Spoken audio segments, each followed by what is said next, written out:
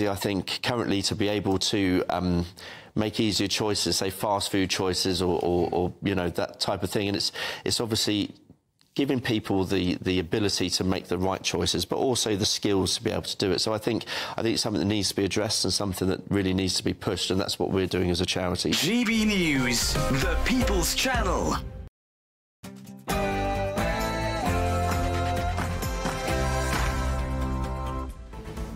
Good afternoon, Britain. It's 12 o'clock on Tuesday, the 7th of January. I'm Tom Harwood. And I'm Emily Carver. It's time to get justice for victims, says Kemi Badenoch, as the Conservatives prepare to force a vote on a grooming gang inquiry. But Labour are whipping their MPs against it.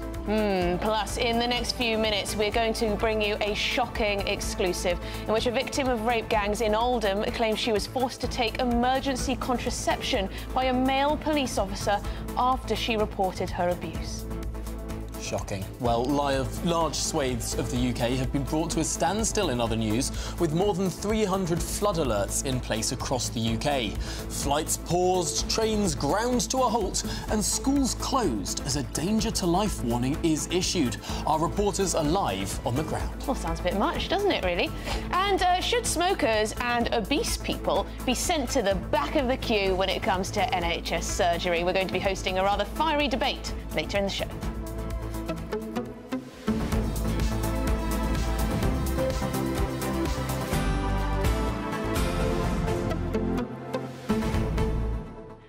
And if you're very lucky, Tom here might tell you all about the history of the pricing of biros. OK.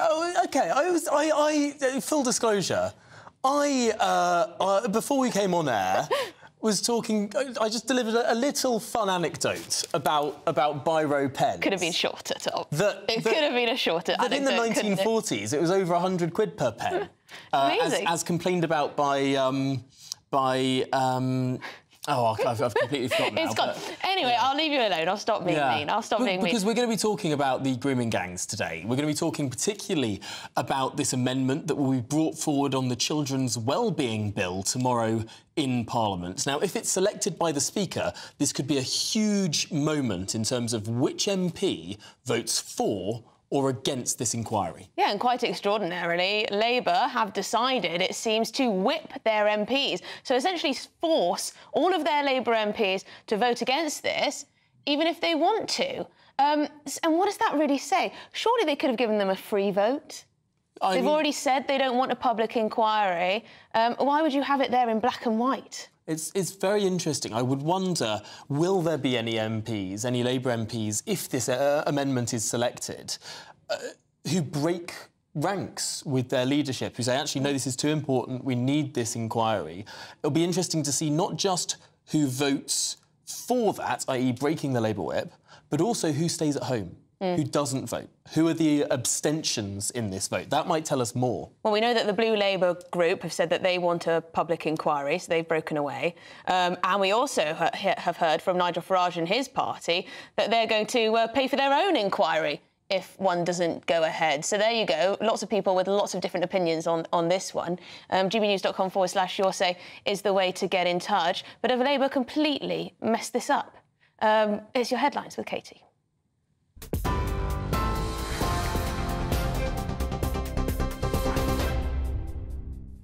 Tom, Emily, thank you and good afternoon. It's 3 minutes past 12. These are your latest headlines from the GB newsroom. A brief bit of breaking news now. 25-year-old Imran Chowdhury has pleaded not guilty at Westminster Magistrates Court this morning to assisting former soldier Daniel Khalif after he escaped from prison in 2023. Chowdhury has now been bailed. Daniel Khalif escaped from HMP Wandsworth in September 2023. We'll bring you more on that story as we get it. Professor Alexis Jay, who chaired the independent inquiry into child sex abuse, has said this morning that people should just get on with implementing the recommendations made in previous inquiries rather than holding another one. Professor Jay's comments come as the Prime Minister dismissed calls for a national inquiry yesterday, accusing the Conservatives of jumping on a bandwagon and amplifying what the far right is saying on child sexual abuse after failing to act for 14 long years. The Home Secretary, Yvette Cooper, told the Commons yesterday that the government will make it an offence with professional and criminal sanctions to fail to report or cover up child sexual abuse. She added that the government would establish a victims and survivors panel to advise on wider work around the issue. That came as the Prime Minister said he had tackled child sexual exploitation head-on during his time as Director of Public Prosecutions.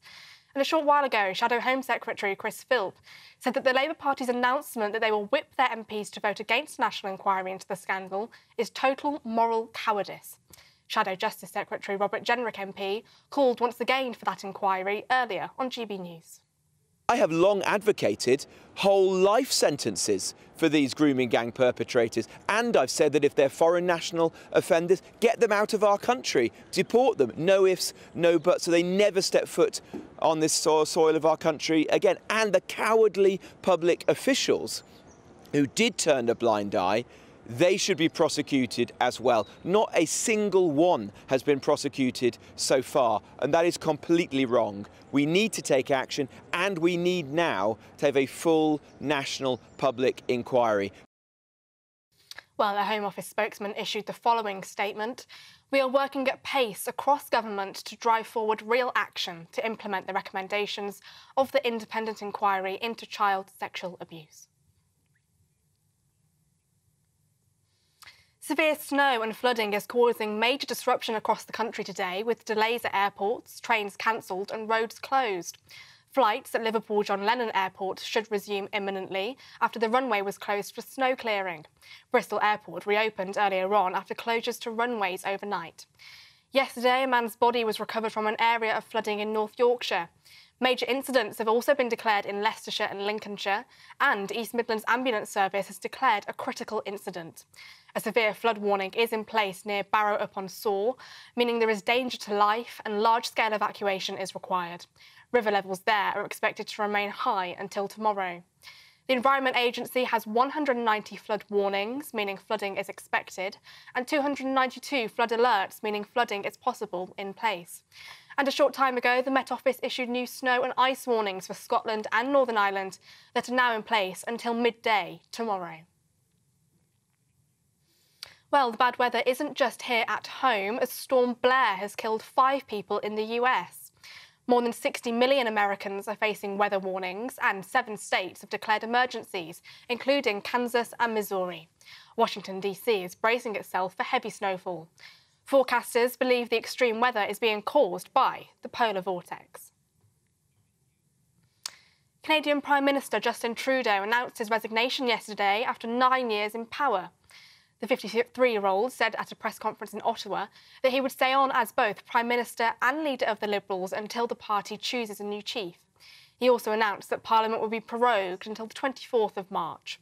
Trudeau said that he was fighting internal battles in his party after he faced plummeting popularity at the polls. Today is the 10th anniversary of the Charlie Hebdo attack in Paris, where 12 people were killed and 11 were injured in its newsroom. The French satirical magazine has marked the anniversary with a special edition, with the word indestructible appearing on the cover. Brothers Sharif and Saeed Kouachi stormed the offices of the magazine on the 7th of January 2015 in retaliation to the magazine printing cartoons of the Prophet Muhammad. The shootings marked the start of 3 days of terrorist attacks in Paris, and a short while ago, President Macron attended an event to mark the anniversary. Retail giant Next has said it is facing a £67 million surge in wage costs this year, adding it will be forced to raise prices by 1%. The retailer blamed Labour's budget after the government announced plans to increase employer national insurance contributions and the minimum wage from April. Next also warned of slowing sales growth in 2025. The warning comes after the crucial golden quarter for retailers in 2024 failed to give them the send-off they hoped for, with sales just 0.4% higher over the 3 months to December than in the same period in 2023.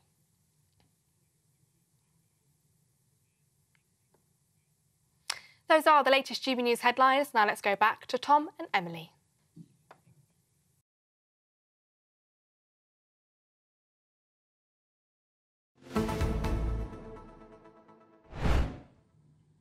Good afternoon, Britain. At 9 minutes past 12, we can bring you this breaking news.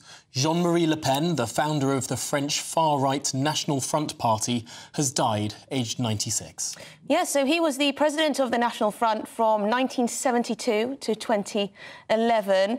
His daughter is now the leader of an iteration of the party. But yes, died at the age of 96, so... we can bring more developments, I'm sure. Of course, the National Front, the Front National, was renamed National Rally by Marine Le Pen, his daughter, who also kicked her father out of the party in 2015 due to his racist views, particularly his comments around Jewish people. OK, well, we're going to move on because a victim of the rape gangs in Oldham has claimed that she was forced to take emergency contraception by a male police officer after she reported her abuse. GB News can reveal. Sam, who was originally targeted by gangs in Oldham, reported an attack by a rape gang in 2006. She was just 12 years old at the time. Well, she spoke to our national reporter, Charlie Peters, who joins us live now from Oldham. Charlie, thank you so much for joining us. Please do tell us more. Good afternoon, Tom and Emily. One evening in 2006, a 12-year-old girl went into this police station. She reported that she had been molested in a local graveyard. The police officers here told her to sober up and come back later. As she left, she was accosted by two further men who took her away in a car and raped her. They gave her money for a bus fare and dropped her in the streets in this town in Greater Manchester. She was picked up by another man. He also raped her. He then abandoned Sam again in another street in this town, and another man picked her up, Shakil Chowdhury. He also raped her. It was an appalling ordeal. Now, she eventually did receive some action from the police some days later. She reported her incident to the St Mary's Rape Crisis Centre. But what we can reveal today is that one of the first actions the police took was to try and force a contraceptive pill into her mouth. I've known Sam for many years, and yesterday I spoke with her about this traumatising ordeal. After you were abused by a gang, so many members on one day, what happened to you when you sought support from the police? The police did a referral to St Mary's Rape Crisis Centre, who, after a couple of days, finally managed to fit me in. From there, they did examinations, took photographs of all the bruising and trauma that I had received. And from that, I received the emergency contraceptive pill. At the time when I was at the appointment, I didn't feel comfortable taking it. So I did request to take it home and just have some time to take it all in. It wasn't that I was not going to take it. It was just I needed to come to the conclusion and acceptance myself. Then you got home, but there was an incident with a police officer about that pill quite soon after. Yeah, I put the pill in my room and then I went out. The following day when I came home from being with friends, there was an officer sat in my mum's living room and my parents were in the kitchen, and he was quite vocally aggressive, telling me how important it was to take it. He had already gone through my room and found it and produced it in the living room to me. He popped it out the box and tried and passed it to me to take. I refused and said, I'm not ready, and walked off to go upstairs. He followed me into the hallway and he grabbed my arm and then grabbed my face and pushed it into my mouth to swallow and said, it's for your own good. I then went upstairs and spat it out and chucked it out the window. You were just 12 years old when this happened. It must have been the most appalling experience. I'm very sorry. As a 12-year-old, we're still at an age where we're a lot more mature, and being treated like we're a child, it doesn't work. We need that respect equally and an understanding. And if nobody's talking us through what it is, what it means, why we need to take it, then you're not going to have that trust. How did you feel knowing that you had police officers literally in your house using force against you to try and force you to take medicine and a pill while your abusers were out on the streets? I didn't feel safe. So it felt like there was nobody I could trust. Well, Greater Manchester Police have assessed this complaint, as you've raised it quite recently, but they've come to no conclusion as to who was behind this incident at your home. How did it feel when you got that response back from your complaint? It feels like the same old excuse, but due to a passage of time, they can't investigate it any further and refuse to look into who that officer was at the time. And in 2022, you were basically the only survivor voice in the original review conducted into Oldham, into the abuse gang scandal. But this wasn't included in that. This incident is a brand new revelation from that appalling period of abuse. How much information do you think has been missed from the investigations into Oldham? I'd say quite a lot. And given the fact that I was one of the only ones that were part of that review, it concerns me why they didn't involve more, and is there a cover-up? And last week, we revealed that Jess Phillips, the safeguarding minister, had denied a request led by survivors, including you, for a government-led inquiry into the abuse in Oldham because they didn't trust the council to do a proper job. How did you feel when you found out that Jess Phillips had turned down that request? Upset, because after each review, they always say, we've learnt from our lessons, we've learnt from past mistakes, but I don't see any action every time. And if they want to prove to us that they do care about us survivors and want to give us a voice, then listen to us. This is what we want. A government-led inquiry? Yes. Oh, Jess Phillips has said, and the Labour government have said, that they'll support more local reviews. Is that good enough for you? It's not going to lead to any prosecutions from any official body. It'll lead to recommendations that won't be listened to. And what does that achieve? Unless, except us getting answers, it doesn't achieve anything for us.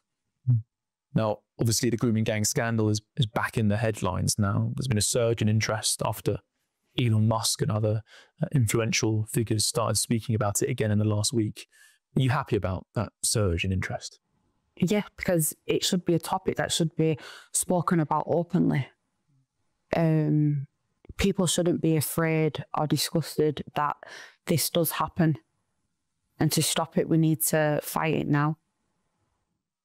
Also, as part of the reaction from the government to all the attention that's going on, today, Sir Keir Starmer referred to the far right and their poison, and how some people could be amplifying the far right in their discussions, and call for a national public inquiry. What was your reaction as a survivor to this abuse when you heard that statement from the Prime Minister? I feel like it's a bit of a cop-out.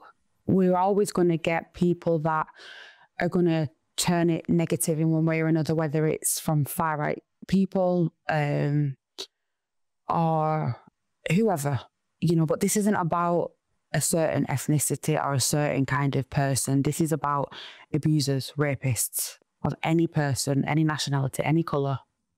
They're all out there, and this needs to be sorted now. And you want that government-led inquiry to finally expose the true extent of the crisis? Yeah, I do. Do you have any hope that this Labour government might change its mind and listen to you and other survivors calling for more public investigations? Personally, I don't. Because Labour was in government when all this was happening. Now, in the police complaint seen exclusively by GBNews, it says that the force does not dispute that a police officer was at her house and did robustly encourage her to take the pill, but it said that it cannot confirm the alleged use of force that we are revealing today. I'd just like to refer back to Sam's comments at the ends there, that she has little hope that a national public inquiry will be launched because Labour was in power during the time of so many of these cover-ups and all this corruption going on in local authorities. Here in Oldham, it was revealed in 2022 that a Labour Party member and a senior welfare officer from the council was one of the grooming gang abusers. Now, Sam has also told us that she does not have confidence in a local inquiry being launched by Oldham Council, as ordered by Jess Phillips, the safeguarding minister, because like the information we're revealing today, so much was missed. The Conservatives in their opposition to the government have said that a national public inquiry is needed because only at that level can you force people to come and give evidence. Local inquiries, they say, have no power to ensure that evidence is heard, victims are protected and accountability is delivered, and most importantly of all, justice is finally given to so many thousands of survivors around the United Kingdom. Charlie Peters, thank you so much for bringing us that live from Greater Manchester. Really appreciate it. Yes, the Assistant Chief Constable for Greater Manchester Police, Steph Parker, has said we wholeheartedly apologise to all victims of child sexual exploitation who we badly let down, including Sam, for the hurt and ongoing trauma caused by what happened. We've accepted our actions fell far short of the help that they had every right to expect from us. Child protection is the priority for the GMP of today. Our approach to protecting victims and pursuing perpetrators is significantly improved to that of 2 decades ago, with His Majesty's Inspectorate of Constabulary recently finding us to be good or adequate in all areas of protecting children across GM. We continue to work with Sam, and the abuse she suffered is one of a number of ongoing victim-focused investigations by a specialist unit investigating non-recent CSE, which has 100 dedicated detectives working at a pace survivors are comfortable with when the time is right for them. This has seen more than 100 arrests, with suspects continuing to be taken to court to face justice. We are wholly focused on working with partners to listen to survivors of non-recent child sexual exploitation, ensure that they are believed. We are determined to bring offenders to justice for their crimes, no matter how long they were committed. Time is no barrier to justice. OK, we are going to get some reaction from human rights campaigner Yasmin Mohammed. Yasmin, thank you very much indeed for staying on the line with us. Really appreciate your time on this. Now, you've campaigned for women's rights in Muslim-majority countries, but also across the Western world as well. Just your reaction to how this conversation about grooming gangs has really accelerated and blown up in recent days. Yeah, I mean, this is something, Emily and Peter, you know, this is something that a lot of us have been talking about for years and years and years. So obviously it's really great to see that people are actually paying attention now. Sam sort of spoke to one aspect of the reason why it hasn't been spoken about so widely before, and that's because of this slur of like right-wing, you know, racist thugs and things like that. This is the idea that anybody who would speak up about this was part of like a conspiracy theory, who is against Muslims or against Pakistanis, or, you know, is racist or bigoted in some way. And so that has caused people to be silent. And of course, we've seen from the documentary that Charlie released and from so many other, you know, from Maggie Oliver and so many other people who have told us that people were losing their jobs, losing their reputations. You know, people were being, instead of putting the focus on the perpetrators of these attacks, the focus was put on the people who were blowing the whistle on the perpetrators. And instead of focusing on, you've got a victim here and you've got a rapist, so obviously let's focus on the victim, they were instead too focused on the rapists and too concerned about race relations, and we're not paying attention to all of these girls, thousands of girls over so many areas across the UK for so many years. So obviously it's been incredibly disheartening. It's been gut-wrenching. It's been sickening. And I'm really happy to see that people are finally having this conversation in the mainstream a lot more. And I really hope, I mean, like Sam, I don't think that it would happen under the Labour government, but I really do hope that a government inquiry does happen, because as we know, and I think clearly through this case that Charlie and Sam were just talking about right now, what we know is that the police and so many city councillors were involved in these rape gangs. And in that documentary that Charlie released, he talked about how there was, I think it was a fetus that they'd had, and they knew who the father was.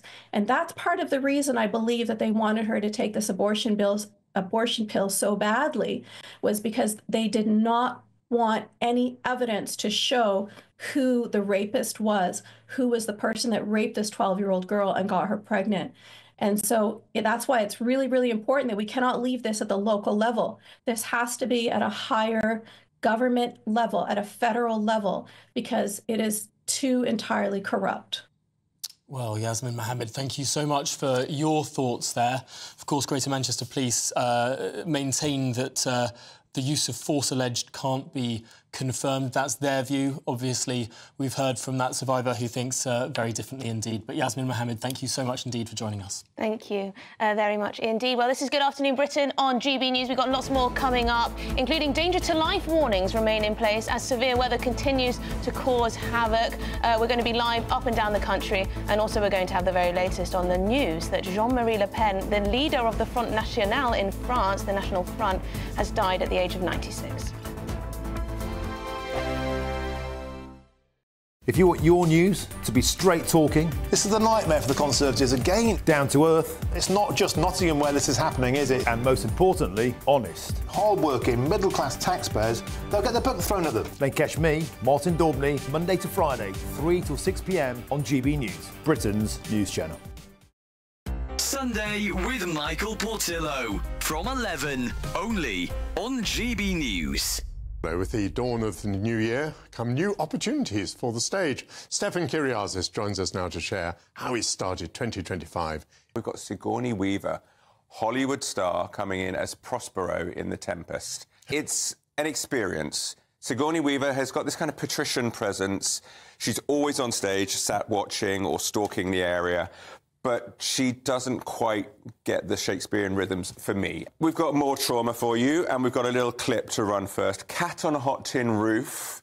I don't know how people's Christmases were with their families, but this is a very unhappy family, so you can feel good about your family, whatever they're like.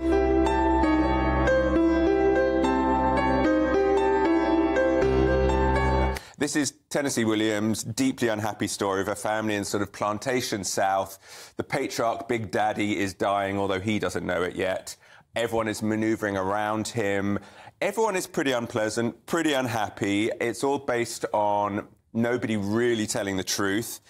Everyone's suppressing things. Got one more thing for us? We do, and suddenly sunshine, life, joy. It's Nutcracker, but in Havana. Which is from Carlos Acosta. It's a very Cuban feel. And again, we've got a lovely little clip to cheer us all up. Good. With that.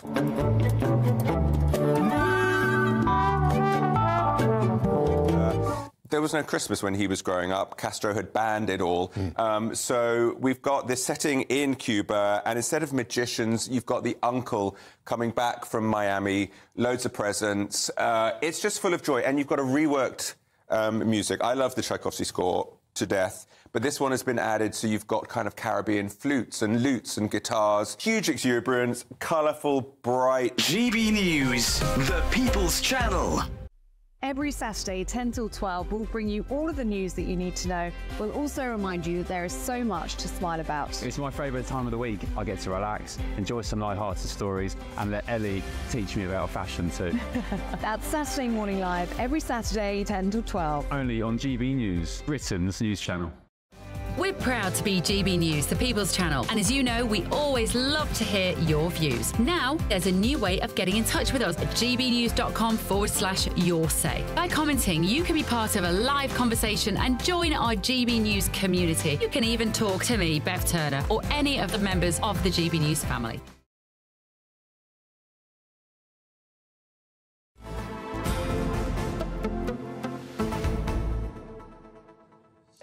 Good afternoon, Britain. It's 27 minutes past midday. Now, danger to life warnings remain in place as severe weather continues to cause havoc. Yes, more than 100 people have been rescued from floodwater in Lincolnshire and Leicestershire, and there are yellow warnings for snow and ice still in place, closures of airports and closures of hundreds of schools. Well, we're joined now by our reporters Jack Carson in Hereford and Will Hollis in Barrow-upon-Soar.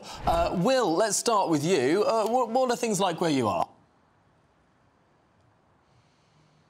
Yes, well, it doesn't happen very often that an environment agency, even when flooding is expected, as is in place in 134 parts of England, it's very rare that you see a severe flood warning, meaning that there is a danger to life. And that's what was put in place late last night here in Barrow-upon-Soar, along the River Soar and along the Grand Union Canal. What you can see in the background behind me is a flooded section of the Proctor caravan park, where last night there was a large-scale evacuation conducted by local emergency services, including Leicestershire Fire and Rescue Service.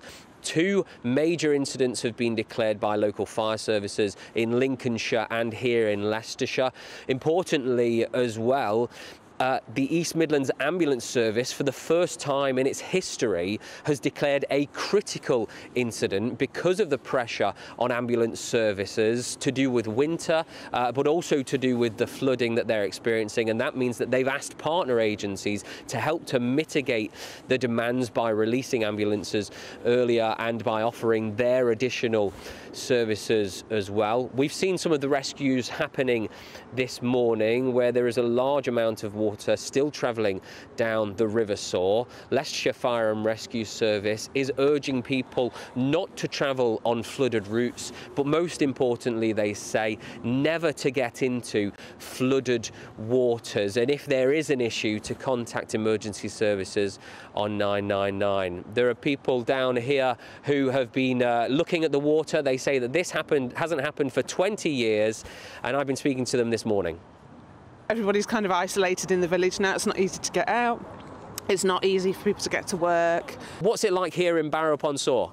I would say it's more like Barrow-upon-Sea, isn't it, at the moment? So you're just trapped. You're like being in an island. Well, we sat having a cup of tea in bed and an alarm went off, a funny alarm. It was frightening. We thought it was a war starting. It was that type of thing. Boo, boo, wasn't it? I said to you. And he said, it's up at Barrow. I went, you're joking. Oh, fantastic. So we love it when people you speak to bring their own sound effects to the interview. Absolutely fantastic stuff. Jack Carson, what's it like in Hereford?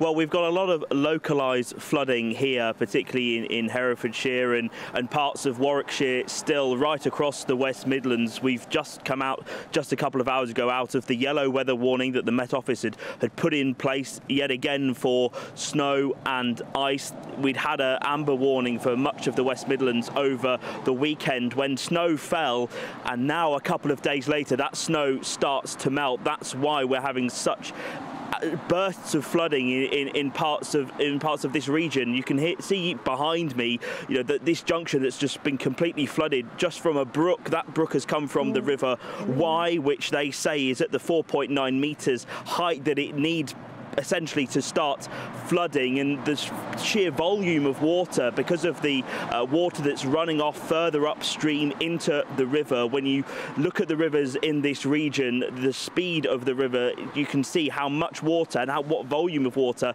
is still coming down them. There is further downstream expected to still be disruption in the next few days. This water seemingly quite stubborn. Here in Hereford, local schools have had to close because of flooding there too, and to ensure the safety of the pupils. And across the country, more than 200 flood alerts are still in place. That essentially, as I was referring to, if you get surges in runoff upstream, if you get high winds, high tides, that can all certainly turn into flood warnings. So the huge body of water that we've had from recent weather still means that there are still a risk in place for much parts of the country, including here in the West Midlands, but wider across the UK. We've seen Manchester Airport temporarily close its runways once again. Liverpool has recently just reopened their airport runways as well. So there is still mass disruption across the country because of this weather.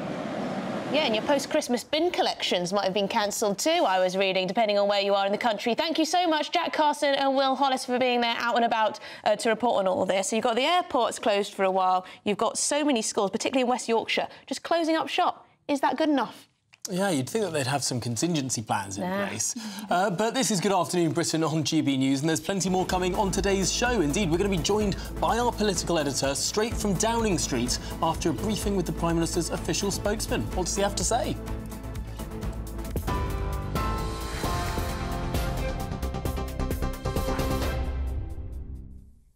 Tom, Emily, thank you. I'm Katie Bowen in the GB newsroom. Some breaking news this lunchtime. Jean-Marie Le Pen, the founder of the French National Front Party, has died aged 96. French media are reporting this lunchtime. Le Pen challenged the French political establishment when he unexpectedly reached the presidential election runoff vote against Jacques Chirac in 2002. After leading National Front from 1972 to 2011, he was succeeded as party chief by his daughter Marine Le Pen. She has turned the party, now branded the National Rally, into one of the country's main political forces. We'll bring you more on that breaking story as we get it. Professor Alexis Jay, who chaired the independent inquiry into child sex abuse, has said today that people should just get on with implementing recommendations made in previous inquiries rather than holding another one. Professor Jay's comments come as the Prime Minister dismissed calls for a national inquiry yesterday, accusing the Conservatives of jumping on a bandwagon and amplifying what the far right is saying on child sexual abuse after failing to act for 14 long years. The Home Secretary, Yvette Cooper, told the Commons yesterday that the government will make it an offence with professional and criminal sanctions to fail to report or cover up child sexual abuse.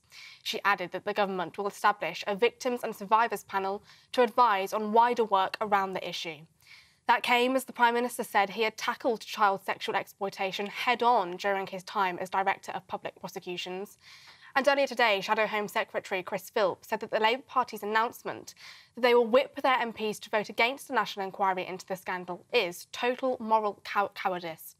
Shadow Justice Secretary Robert Jenrick called once again for that inquiry earlier on GB News. I have long advocated whole life sentences for these grooming gang perpetrators, and I've said that if they're foreign national offenders, get them out of our country, deport them, no ifs, no buts, so they never step foot on this soil of our country again. And the cowardly public officials who did turn a blind eye, they should be prosecuted as well. Not a single one has been prosecuted so far, and that is completely wrong. We need to take action, and we need now to have a full national public inquiry. While a Home Office spokesman issued the following statement: "We are working at pace across government to drive forward real action to implement the recommendations of the independent inquiry into child sexual abuse." Those are the latest GB News headlines. More from me in half an hour. For the very latest GB News direct to your smartphone, sign up to News Alerts by scanning the QR code or go to gbnews.com/alerts.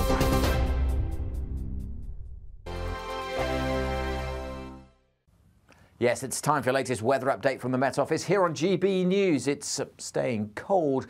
We have a continued ice and snow risk, and there's also some sunshine to be had out there also. But most of the sunshine across northeast England, southern parts of England, elsewhere, quite a bit of cloud, a few showers coming into Wales, northwest England, a mixture of rain, sleet and some snow. Plenty of snow in the showers over northern Scotland, parts of Northern Ireland too. And so we do have a Met Office yellow warning in place, continuing for ice and snow across northern Scotland and much of Northern Ireland. Elsewhere, I say largely fine. Not as windy across the south, but still a perishing wind across northeast Scotland. Temperatures really struggling here and feeling even colder with that wind when the snow showers come in, which they will continue to do through this evening and overnight. So further, more centimetres of snow likely, especially over hills, but even at lower levels, and with temperatures tumbling again below freezing. Ice is a continued risk, as it will be again across Northern Ireland. So do take care out on the roads here. Still some snow showers coming in across North Wales, northwest England for a time through this evening as well. A mixture of rain and sleet, though, closer to the coast and at lower levels. And those showers here will tend to ease off. Many places becoming dry with lighter winds, a hard frost, maybe some mist and fog, continued risk of ice across the north. Cloud thickening across the south. That'll help to lift the temperatures slightly in the far southwest. But for many, it is going to be another very cold night with a hard frost down to minus double digits in some locations. The snow showers continuing in northern Scotland tomorrow, but elsewhere, many places dry and fine. But down to the south, we've got to watch this area of wet weather coming up and producing some wet weather across southern counties with the risk of some snow coming in here. Still a bit of uncertainty about how much we are going to see, but one to keep an eye on as we go through tomorrow. Elsewhere, many places dry and bright, but wherever you are, it will again be cold. The latest GB News travel. Good morning, I'm Russell Holding. Flights to Aberdeen Airport are suspended because of freezing conditions. In West Yorkshire on the A58M in a ring road in Leeds, there's a lane closed eastbound where someone's broken down at the A58 West Street junction with queues from the Elland Road interchange. Flights at Liverpool John Lennon Airport are suspended because of snow. On the M56 in Cheshire, the eastbound exit at junction 12 at Runcorn's closed because of snow. There are long delays in the area. In Flintshire on the A55 North Wales Expressway, the westbound exit at junction 32A at Pentre-Holkin is closed because of a breakdown causing queues. The A1 in Nottinghamshire is closed southbound from the Claypole turnoff to Marston and northbound through Lincolnshire from the Melton Mowbray turnoff to Long Bennington because of flooding. And on the M4 in Berkshire, 2 lanes are closed eastbound after an accident and spillage between junctions 13 and 12 from Newbury to Reading, causing long delays. You can stay up to date throughout the day by visiting our website gbnews.com.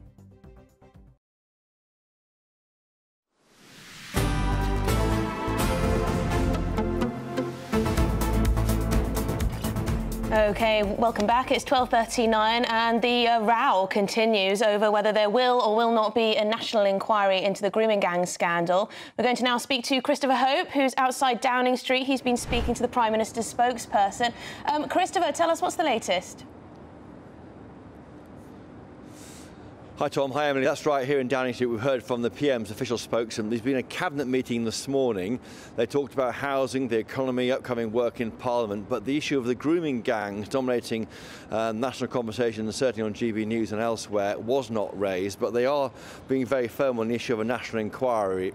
The government now says that the J report, the IISc report, which we've heard a lot about from our colleague Charlie Peters, that was a wide-ranging report covering 7,000 victims, 18 different strands. That was a full national inquiry, the government says, and that's why, well, that's in part why there's no need for another inquiry. Baroness J, who did that report, of course looking across all of our society, not just at the issue of grooming gangs. In fact, 6 towns were taken as part of that report, some of which were not necessarily tied to the grooming scandal, and we've uncovered at GB News as many as 50 that were issues, and we wonder why those dots can't be joined in a public inquiry. The government says that will not be happening, and there's no need for a national inquiry, they say.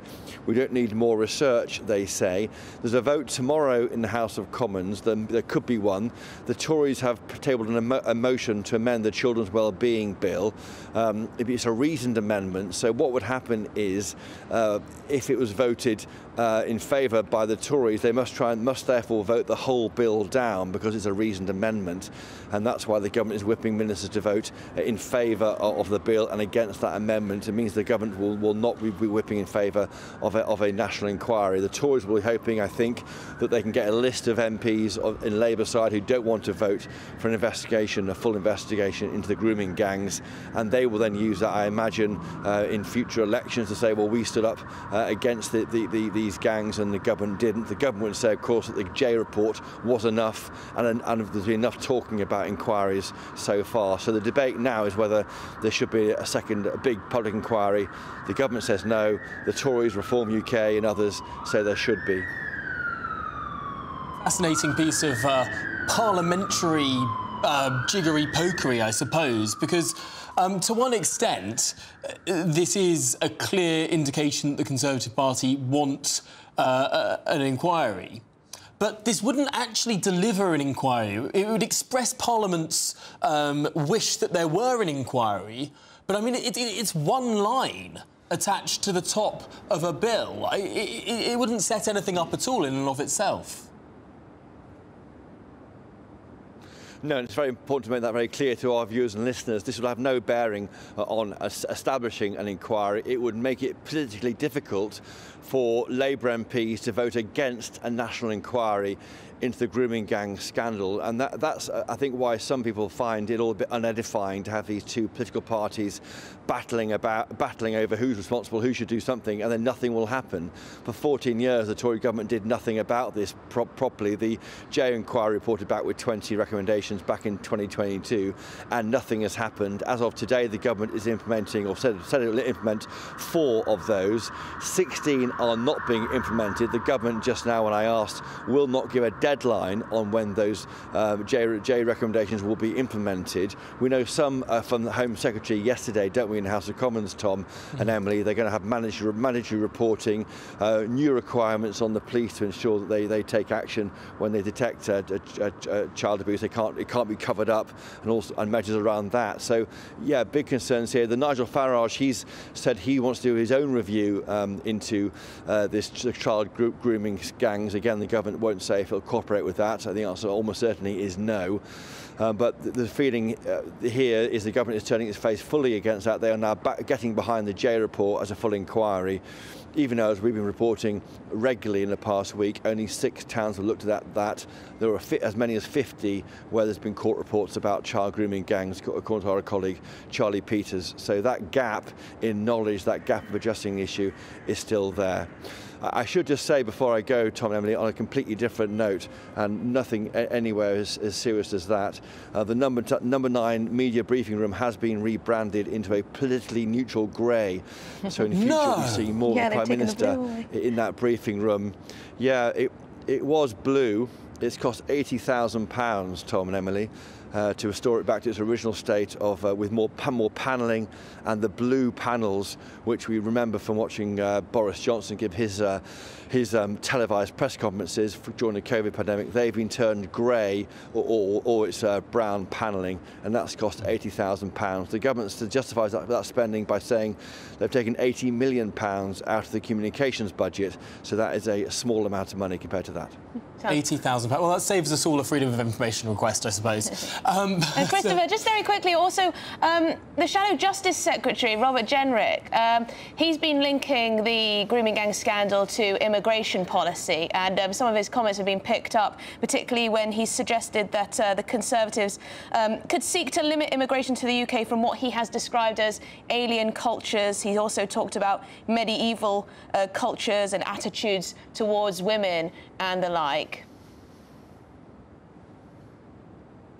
Yes, indeed, and that was not raised in the lobby briefing with the government. It goes back towards, I think, remarks made by Kemi Badenoch before she became leader, by saying people come here with different cultures and they're not asked to assimilate enough. It goes back to the wider debate, I think, about multicultural Britain and to what extent should we have migrants arriving here? Should they be assimilated into the wider, Anglo-Saxon historic culture of this country, or should they be left alone? I think that's part of what Jenrick's saying. Those comments are certainly not ones which would be adopted by anyone in government, and they do show how this issue is being increasingly divisive, I think, in Westminster. Well, live from Downing Street, Christopher Hope, thanks very much for bringing us the very latest. Appreciate it. Yeah, I think 80k for a paint job is a bit steep. Oh, but it's I think I could get it for cheaper. But it's not just paint. It's very ornate. I mean, they'll have had to have sourced, sort of material for the walls, not just a lick of paint. Can't possibly be blue. Anyway, in the last hour, French media have reported that the founder of the National Front Party, Jean-Marie Le Pen, has died at the age of 96. What does that mean for France?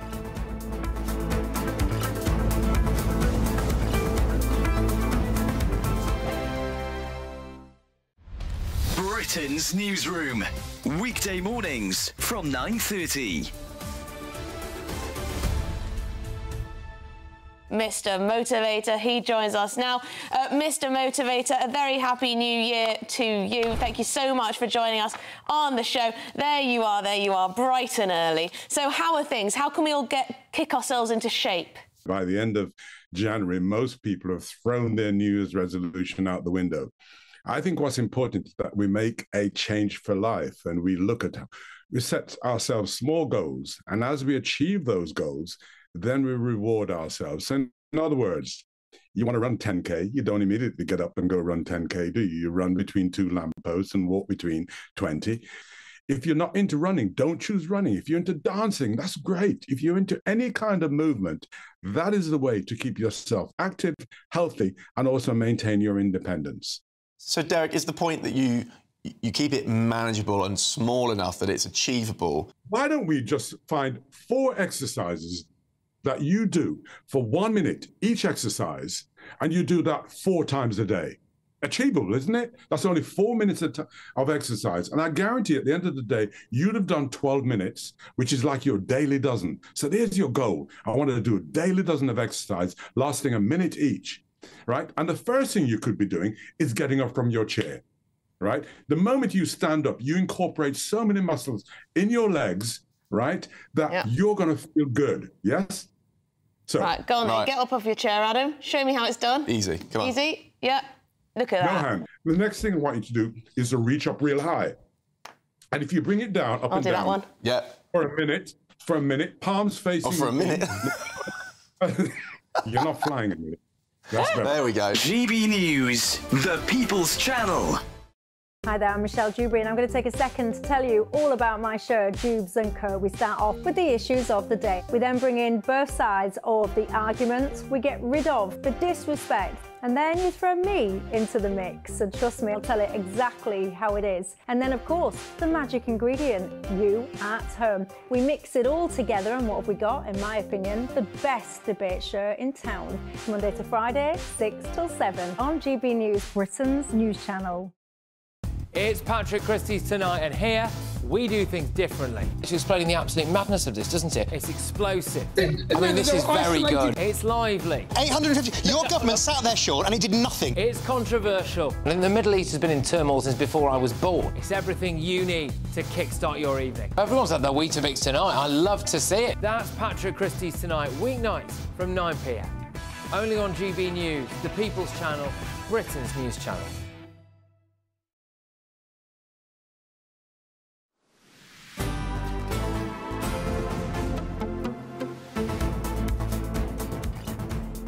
Good afternoon, Britain. It is now 10 to 1, and within the last hour, French media have been reporting that the founder of the National Front Party, Front National, Jean-Marie Le Pen, has died at the age of 96. Yes, Mr Le Pen was, of course, a prominent figure in French politics for decades, and he famously reached the presidential election runoff against Jacques Chirac in 2002.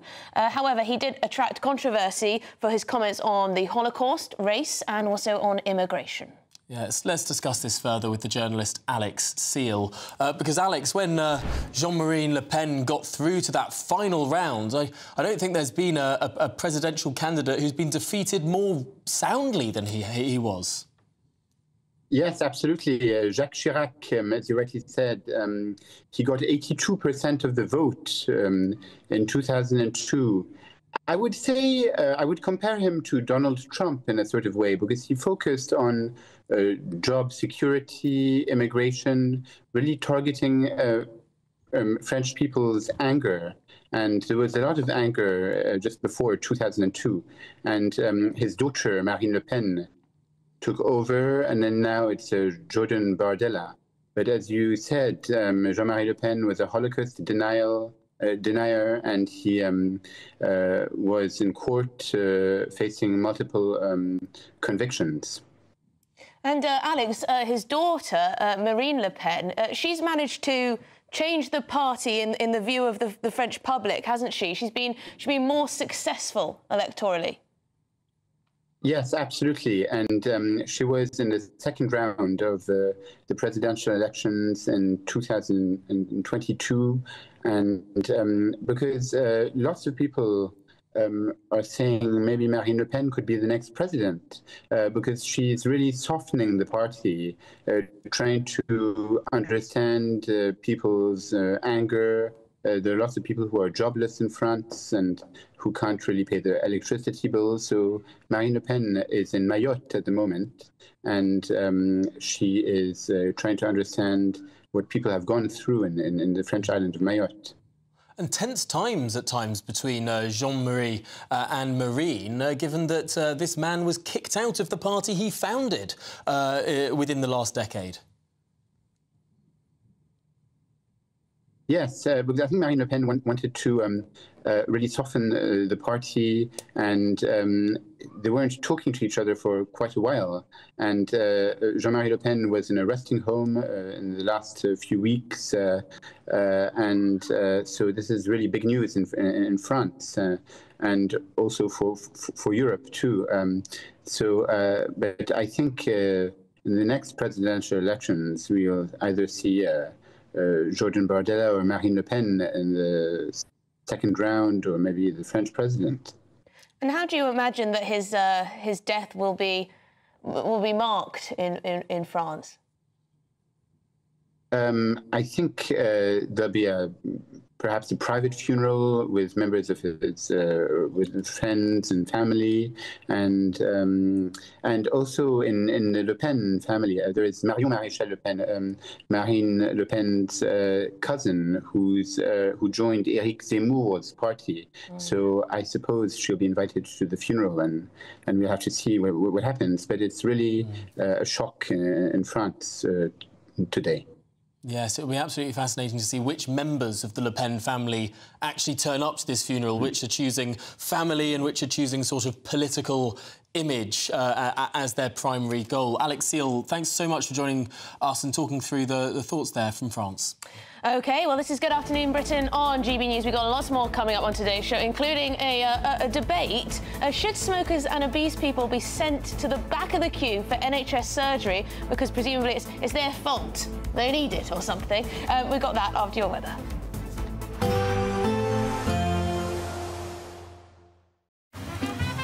Despite the morning rain, it'll be a nice, warm, cosy day ahead. Boxed heat pumps, sponsors of weather on GB News. Yes, it's time for your latest weather update from the Met Office here on GB News. It's staying cold. We have a continued ice and snow risk, and there's also some sunshine to be had out there also. But most of the sunshine across northeast England, southern parts of England, elsewhere, quite a bit of cloud. A few showers coming into Wales, northwest England, a mixture of rain, sleet and some snow. Plenty of snow in the showers over northern Scotland, parts of Northern Ireland too. And so we do have a Met Office yellow warning in place, continuing for ice and snow across northern Scotland and much of Northern Ireland. Elsewhere, say largely fine. Not as windy across the south, but still a perishing wind across northeast Scotland. Temperatures really struggling here and feeling even colder with that wind when the snow showers come in, which they will continue to do through this evening and overnight. So further, more centimetres of snow likely, especially over hills, but even at lower levels, and with temperatures tumbling again below freezing. Ice is a continued risk, as it will be again across Northern Ireland. So do take care out on the roads here. Still some snow showers coming in across North Wales, northwest England for a time through this evening as well. A mixture of rain and sleet, though, closer to the coast and at lower levels. And those showers here will tend to ease off. Many places becoming dry with lighter winds, a hard frost, maybe some mist and fog. Continued risk of ice across the north. Cloud thickening across the south. That'll help to lift the temperatures slightly in the far southwest. But for many, it is going to be another very cold night with a hard frost down to minus double digits in some locations. The snow showers continuing in northern Scotland tomorrow, but elsewhere, many places dry and fine. But down to the south, we've got to watch this area of wet weather coming up and producing some wet weather across southern counties with the risk of some snow coming in here. Still a bit of uncertainty about how much we are going to see, but one to keep an eye on as we go through tomorrow. Elsewhere, many places dry and bright, but wherever you are, it will again be cold. There will be a light breeze in the morning, leading to a warm front. Boxed heat pumps, sponsors of weather on GB News. Imagine how £50,000 in cash from us could make your new year go with a bang. From treats to holidays to fun times with the family, a totally tax-free £50,000 in cash could make you feel alive in 2025. And just one entry into the Great British Giveaway really could make £50,000 cash all yours. For another chance to win, text cash to 63232. One entry costs £2 plus one standard network rate message. Or text bonus to 63232. 5 entries cost £5 plus one standard network rate message. Go to gbnews.com/win. Entries start from just £2. You can call 0903 681 3232. Calls cost £2 plus your network access charge. Or post your name and number to GB10 PO Box 8690 Derby DE1 9TT. UK only. Entrance must be 18 or over. Lines close at 6 p.m. on the 31st of January. Please check the closing time if listening or watching on demand. Good luck. This is GB News, Britain's news channel. And fashionistas are keen to see which new trends are set to hit the catwalk. Well, our next guest is very well placed to share her predictions with us after being a contestant on hit ITV series Dress the Nation, as well as being an upcycling and sewing consultant. Wow. Joining us now is Tendai Murewe. I want to go back to you appearing on the ITV Dress the Nation. Right. Tell us about that experience. What was that like? Oh, that was one of my highlights as an upcycling consultant. I learned to sew in my kitchen 5 years ago. And then, you know, during COVID, just making masks. Then the next thing I was on a Dress the Nation, making dresses in front of TV. Yeah, it was just incredible. I think we all had all these clothes that we have, but we don't know what to do with them. So mainly I started with men's jackets, taking off the sleeves and putting it like a print on. I've tried this. I've tried taking off my sleeves before. I now have about 3 jackets with no sleeves. Oh, so I never managed to put them back on. You need to come to a workshop. You need to come to a workshop. I need an upcycling consultant. 2025. What can we expect, fashion-wise? I think bold prints are back. People are loving. I think you walk on the streets in frollals and oversized men's jackets. So the exact opposite. We have drastically underperformed this morning.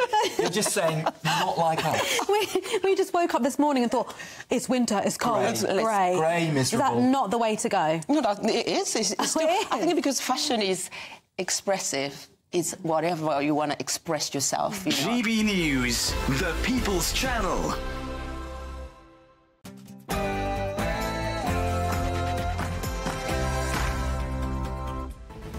Good afternoon, Britain. It's 1 o'clock on Tuesday, the 7th of January. I'm Emily Carver. And I'm Tom Harwood. It's time to get justice for victims, says Kemi Badenoch, as the Conservatives prepare to force a vote on a grooming gang inquiry. But Labour have decided to whip their MPs against it. Large swathes of the UK have been brought to a standstill, with more than 300 flood alerts in place across the country. Flights paused, trains ground to a halt and schools closed as a danger to life warning has been issued. Our reporters are live across the country. Yes, and making Greenland great again. It's been announced that Donald Trump Jr. will visit Greenland as his father reiterates his desire for the United States to take control of the island, saying it's essential for America's national security. And should smokers and obese people be sent to the back of the queue for NHS surgery? We'll be hosting a fiery debate this hour.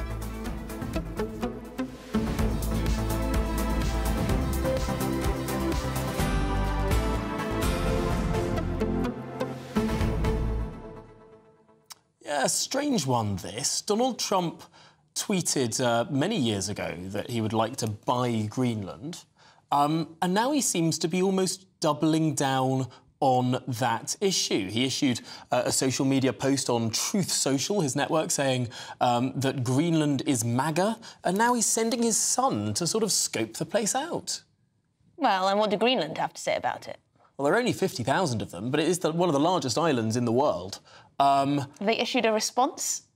They have an official statement to say whether or not they're up for it, depending on the price? Interestingly, the government of Greenland, which sort of operates as a territory of Denmark at the moment, had been saying that they wanted a referendum to split from Denmark, perhaps even this year. I don't know whether they said if they'd like to join America, though. But, I mean, this could be a huge geopolitical shift. Well, I mean, Elon Musk's been tweeting furiously about how the United States needs to rescue the United Kingdom from tyranny and government control and authoritarianism and everything like that. They've spoken about how Canada could be a 51st state, haven't they? So Greenland as well. Well, Take it all. No one has expanded the American empire as much since Polk in the 1830s. I'm not sure if you have an opinion on that, but if you do, please do get in touch. Do you think Donald Trump should buy Greenland, and should the Greenland people allow it? 50,000 people population. Yeah, which But interestingly, probably quite a lot of oil under Greenland. Yeah, it's probably quite a useful place to buy. Yeah, I mean, even if Donald Trump were to give every single citizen of Greenland several $1 million, he'd probably be quids in net good deal. I mean... And also, if you do want to get in touch about our big debate today that we're going to be having this hour about whether if you're fat or if you smoke too much, you should get to the back of the queue of the NHS when it comes to surgery and other treatment. Let us know what you think about that. Would that be a bit fascist? Or is that the way to go? People need to take control of their own health. Well, there you go. So much to talk about. And, of course, we welcome your thoughts on all of it. gbnews.com/your say is, as always, the way to get involved. But for now, it's your headlines with Katie Bowen.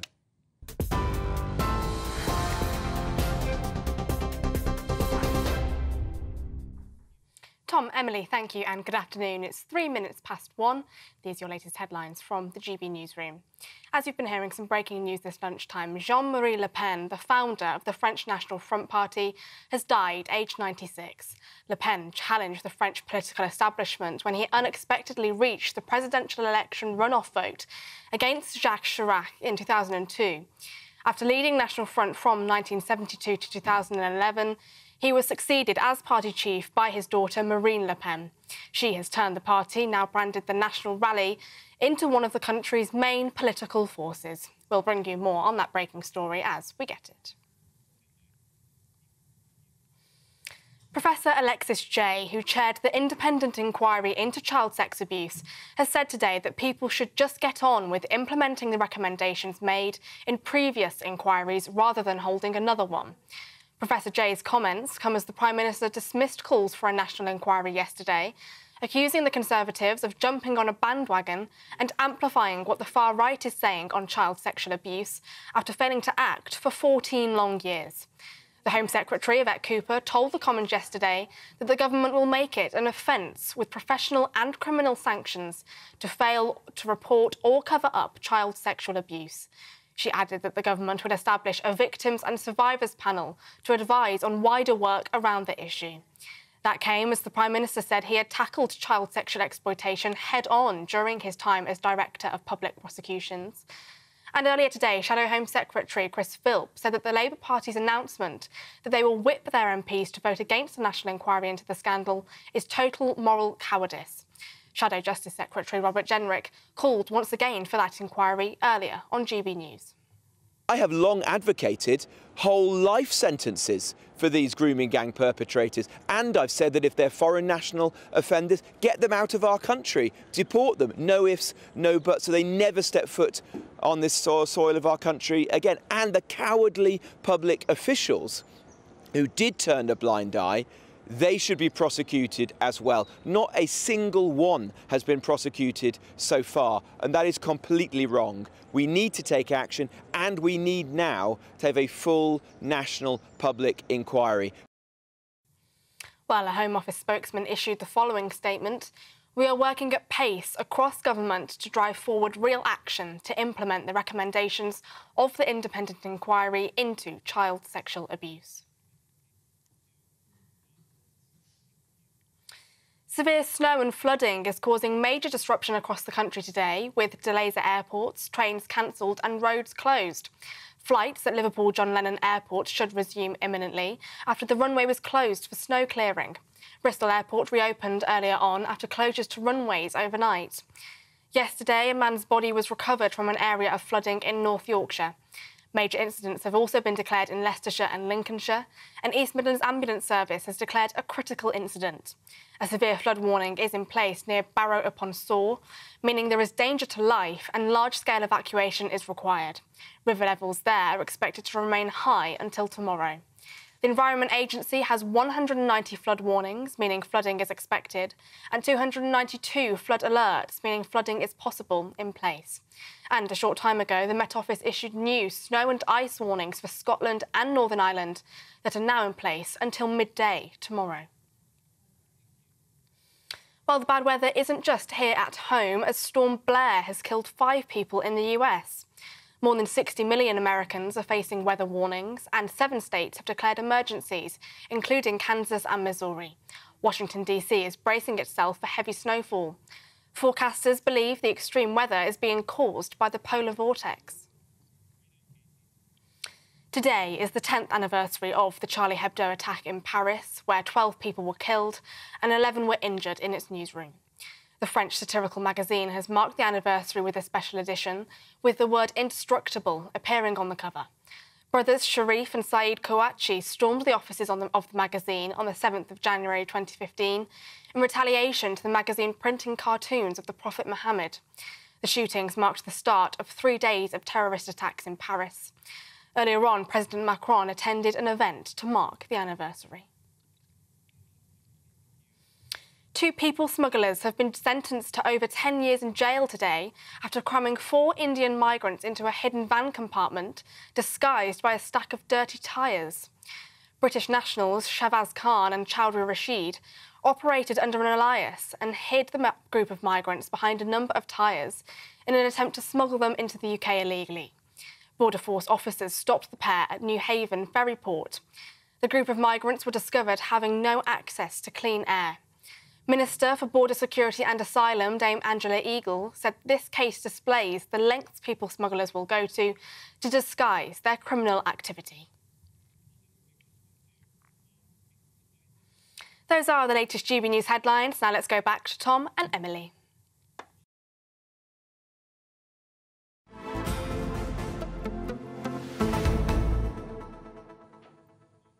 OK, it's now 1:09. You're watching and listening to Good Afternoon Britain. Now, a victim of rape gangs in Oldham has claimed that she was forced to take emergency contraception by a male police officer after she reported her abuse. GB News can reveal today.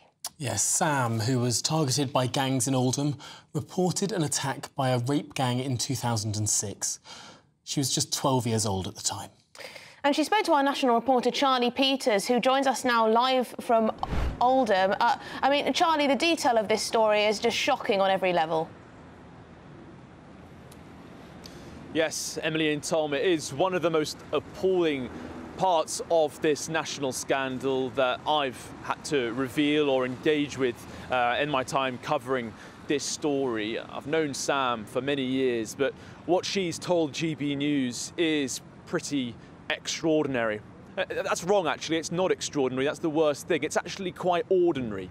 This is quite common in this national grooming gang scandal, to have this sort of appalling behaviour by the police, which has been reported at some local authorities, but not nationwide. So what has Sam told me? She told GB News that after she reported a gang rape at this police station behind me in Oldham in 2006, when she was just 12 years old, she was told by the police to come back and see them when she was sober. She was abused by several other men after that incident. She then had a police officer at her home with her parents in the front room. And in a police complaint seen exclusively by GB News, we can reveal that it's alleged that one of the police officers who has spoken to Sam in the days after that incident tried to force an emergency contraceptive pill into her mouth. Now, her parents have said in the report that they were aware of a police officer robustly attending her and attending the scene and telling her to take the pill. Greater Manchester Police have not disagreed with that case, that there was a police officer robustly telling her to take the pill, but they have not been able to confirm the allegation of force. But Sam has told us that that is what has happened, that a pill was forced into her mouth by a police officer who followed her upstairs when she said that she did not want to take it, aged just 12 years old. Now, this comes after a local review in Oldham in 2022 looked into the grooming gang scandal in the town. It was there to uncover failures and to look into cover-ups and extreme inaction and also corruption by the police and the local authority. But this revelation today shows that not all of the details from that review have been uncovered. Last week, we revealed that the Safeguarding Minister, Jess Phillips, had rejected a request from the council in this town, in Oldham, demanding a government-led inquiry, which survivors had demanded in several council meetings. Now, without that government-led inquiry, survivors like Sam fear that more bits of information will never be brought to light. It's just so difficult to talk about. Could you run through us again what precisely happened this instance when Sam ended up going to that police station behind you, being raped, managing to escape, and at every turn trying to escape, going to a taxi, going to people that she thought perhaps would be people that she could trust in society. At every single turn, these people then abused her again. Yeah, Tom, I mean, the scale of what happened to Sam in 2006 is genuinely, She turned up at this police station to report that she'd been molested at a graveyard nearby. The police told her to sober up and go away. In the police station, she was accosted by 3 men. They took her away in a car. They gang raped her. They dropped her off at a street nearby, gave her some money for a bus fare. Another man drove past, picked her up. He also gang raped her with other men. And then finally, a man called Shakil Chowdhury, once she'd been abandoned on the street again, also raped her. Shakil Chowdhury was sent to jail in 2007 for 6 years. He was released after 3. He was never deported back to his native Bangladesh. Sam is one of many, many survivors who's endured similar horrifying experiences, and they're demanding the government launches a public national inquiry to reveal the extent of the abuse across the United Kingdom. I mean, just to be, as a young woman, abused time and time again, how do you even begin to trust anyone in any position of authority, anyone you meet in the street, even friends, family, anyone? How do you get back that sense of trust? Thank you so much, Charlie Peters, for bringing these stories to light and bringing the story back to what really matters, which is, of course, is the stories of these victims and survivors who have been for too long, you know, either ignored, pushed under the rug, not given the importance that they deserve. Really telling there that Charlie could mention one name of one of those abusers in that long litany of abusers who went to prison. In that case, only for 3 years, not deported. But how many other men in those gangs, the first gang, the second gang, the third gang, before that final man who actually got a conviction, how many men were involved in that repeated brutal gang rape who potentially are still walking free today? Well, we don't know the answer to that. And that is one of the many reasons why perhaps a public inquiry is what is needed, a national inquiry that can hold people to account. And we should say that the Assistant Chief Constable for Greater Manchester Police, Steph Parker, has said, "We wholeheartedly apologise to all victims of child sexual exploitation who we badly let down, including Sam, for the hurt and ongoing trauma caused by what happened. We have accepted that our actions fell far short of the help that they had every right to expect from us." She added, child protection is the priority of Greater Manchester Police of today. Our approach to protecting victims and pursuing perpetrators is significantly improved to that of 2 decades ago, with His Majesty's Inspectorate of Constabulary recently finding us to be good or adequate in all areas of protecting children across Greater Manchester. OK, well, sticking on this, I'm delighted to say we can speak to Oldham councillor Lewis Quigg. Lewis, thank you very much indeed for coming on the show. You just had to listen to that terrible story of just one victim in Oldham and the treatment she had when she went to the police after the abuse she experienced. A particularly tragic story, but as Charlie says, there are many such stories, unfortunately. Now, you have tried to bring up this issue many times at the council. Can you bring us up to date on where they are in Oldham on all of this? Because we know Jess Phillips turned down a national inquiry. Thank you, Emily, for giving the opportunity to speak, and Tom. At the moment, we're now waiting for the council to start with the survivors, what is meant to be a local inquiry. But this is where it gets very complicated. The council do not give out information sufficiently or adequately to anyone who's not a member of the administration. So effectively, opposition councillors such as myself, Liberal Democrats, Independents, are shut out from this process. And that means that there is an information gap between those who should be in a position of responsibility and what the public expect from the council. We've had to vote 6 times to get a public inquiry, a local inquiry, or even a review into this. And at each turn, the Labour Council blocked that at every stage. The local MPs, who one is now a minister and one is now the chair of the Home Affairs Select Committee, have been silent on this issue. Where have they been? They can criticise my party for perhaps a lack of action over 14 years, but where were they in Parliament for all that time, voicing concerns of survivors to say, we do need this inquiry in Oldham, or we need a national inquiry to try and uncover the facts that have basically been covered up. You know, Sam's story, I mean, the more you hear of it, the worse it gets, because I was at the council meeting in 2022 when the Greater Manchester Assurance Review for Oldham was launched, an assurance review that assured nobody, by the way, because it literally scratched the surface and only found a dozen people, a dozen. And Sam had to fight to be included into that review. And we had, and it was such a powerful meeting that Survivor, I remember it clearly as the day it was said, a survivor came to the mic at the council meeting and said, I was in care in Oldham Council in the 1980s and I was trafficked and groomed. That's how far back it goes. It is just shocking hearing those stories. That assurance review covered 2011 to 2014 with the terms of reference set by Oldham Council. Oldham Council should hold its head in shame.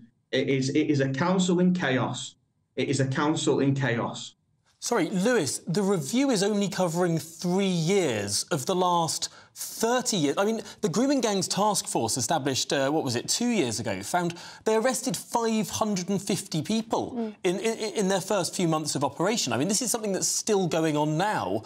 Why do you think the Oldham Council period of review is just 3 years from 2011 to 2014?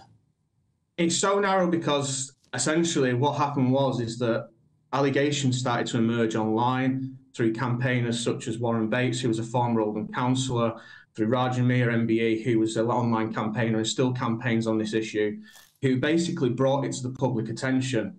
My group at the time, before I was a councillor, wrote a letter to the chief executive and the council leader at the time to say we need to investigate these allegations that are being made. That council leader, who's now currently councillor in Bolton, said these allegations online are barefaced lies. So he lost his seat because of this, I hasten to add, in 2021. We then had another council leader, Amanda Chatterton, who said that it didn't destroy their lives. It didn't destroy their lives. The people she spoke to, it didn't destroy their lives. And she lost her seat. And it's interesting to note that that same ex-council leader is now sat in the staff of Yvette Cooper's office.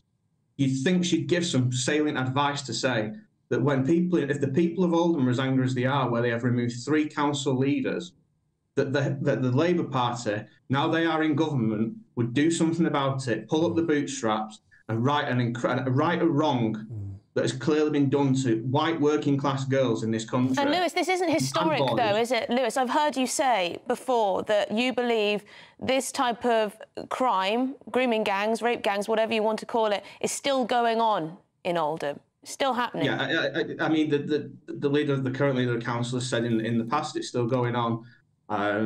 Obviously, I can't go into any specifics, but the rumour mill that goes around, people hear this, that, people are now being plied with vapes.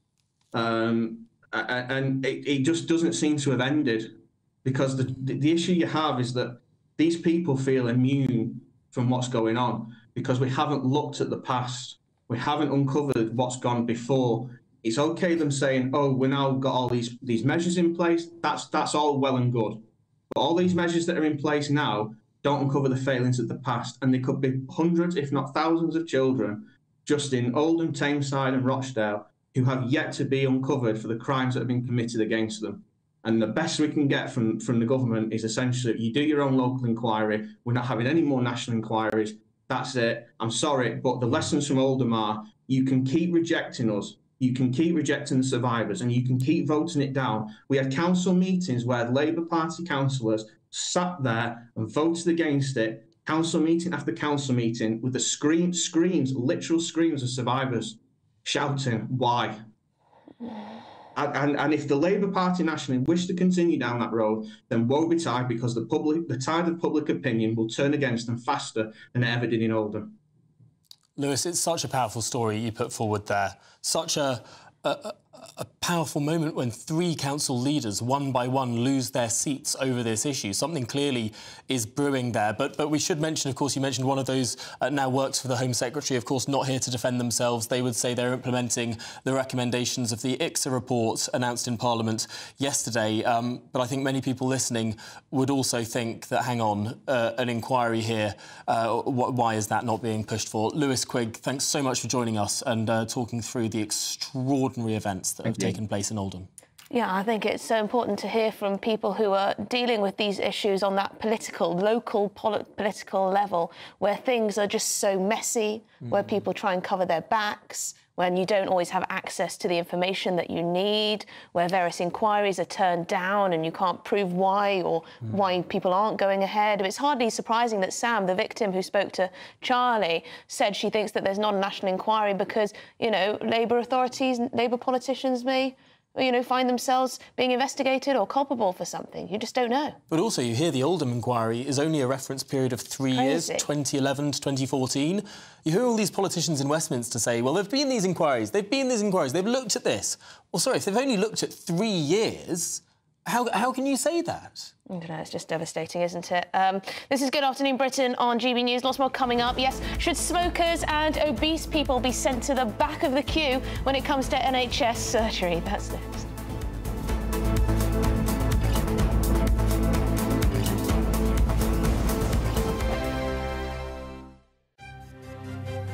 GB News Breakfast. Every day from 6 a.m. Before she even met Prince Harry, her passion was sharing recipe tips, lifestyle, wellness techniques, because she had a blog, quite a successful blog actually, called The Tig. Of course, that had to be shut down when she became a working member of the royal family. We all know the turmoil that happened with Megxit. Now that her and Harry have come out the other side of that and have signed multi-million-pound deals with Netflix and others, this is the proof in the pudding, pardon the pun, and it is basically, I suspect, the TIG 2.0, because we've got everybody, she has managed to get everybody talking about this. You know, the royal family has been dragged through turmoil over the last few years because partly due to Harry and Meghan's decision, partly due to the royal family's decision, but this is kind of what's come out the other side. Which is a load of nonsense. I mean, the fact, because it's all totally fake, isn't it? I mean, it's not her house, it's not her kitchen. She clearly doesn't spend her days picking strawberries and collecting honey from bees. I mean, the whole thing's just a fabrication. Well, it's Netflix fantasy, isn't it? So I think any lifestyle programme such as this tends to not be filmed in the host's house. It's reportedly a $5 million rented house. The cooker itself is worth about $15,000. Even the pans are about $80 as well that she is using. So yes, Stephen, you're right. It is kind of fake and fantasy, but then, of course, that's how these lifestyle programmes are made. It's whether the question will be when you watch the series, if you decide to watch the series, is Meghan trying to portray herself as this authentic self, or is she going to make it clear that, you know, this is just like the best bits of her life? But she's got lots of celebrity friends involved in it, including her makeup artists and others as well. Prince Harry makes an appearance. Of course he does. Yeah. GB News, the People's Channel. Thank you, Britain. Thank you for watching. Thank you for listening. Thanks for subscribing. Thank you for your support. It's you that make us the People's Channel. As we reflect on our journey so far, we're filled with immense gratitude. You mean the world to us. We couldn't have reached this point without you. As a very special thank you, we are giving you the chance to win one of 50 GB News thank you boxes. They're worth £50 each. For full terms and conditions, and to enter, just go to gbnews.com/thank you.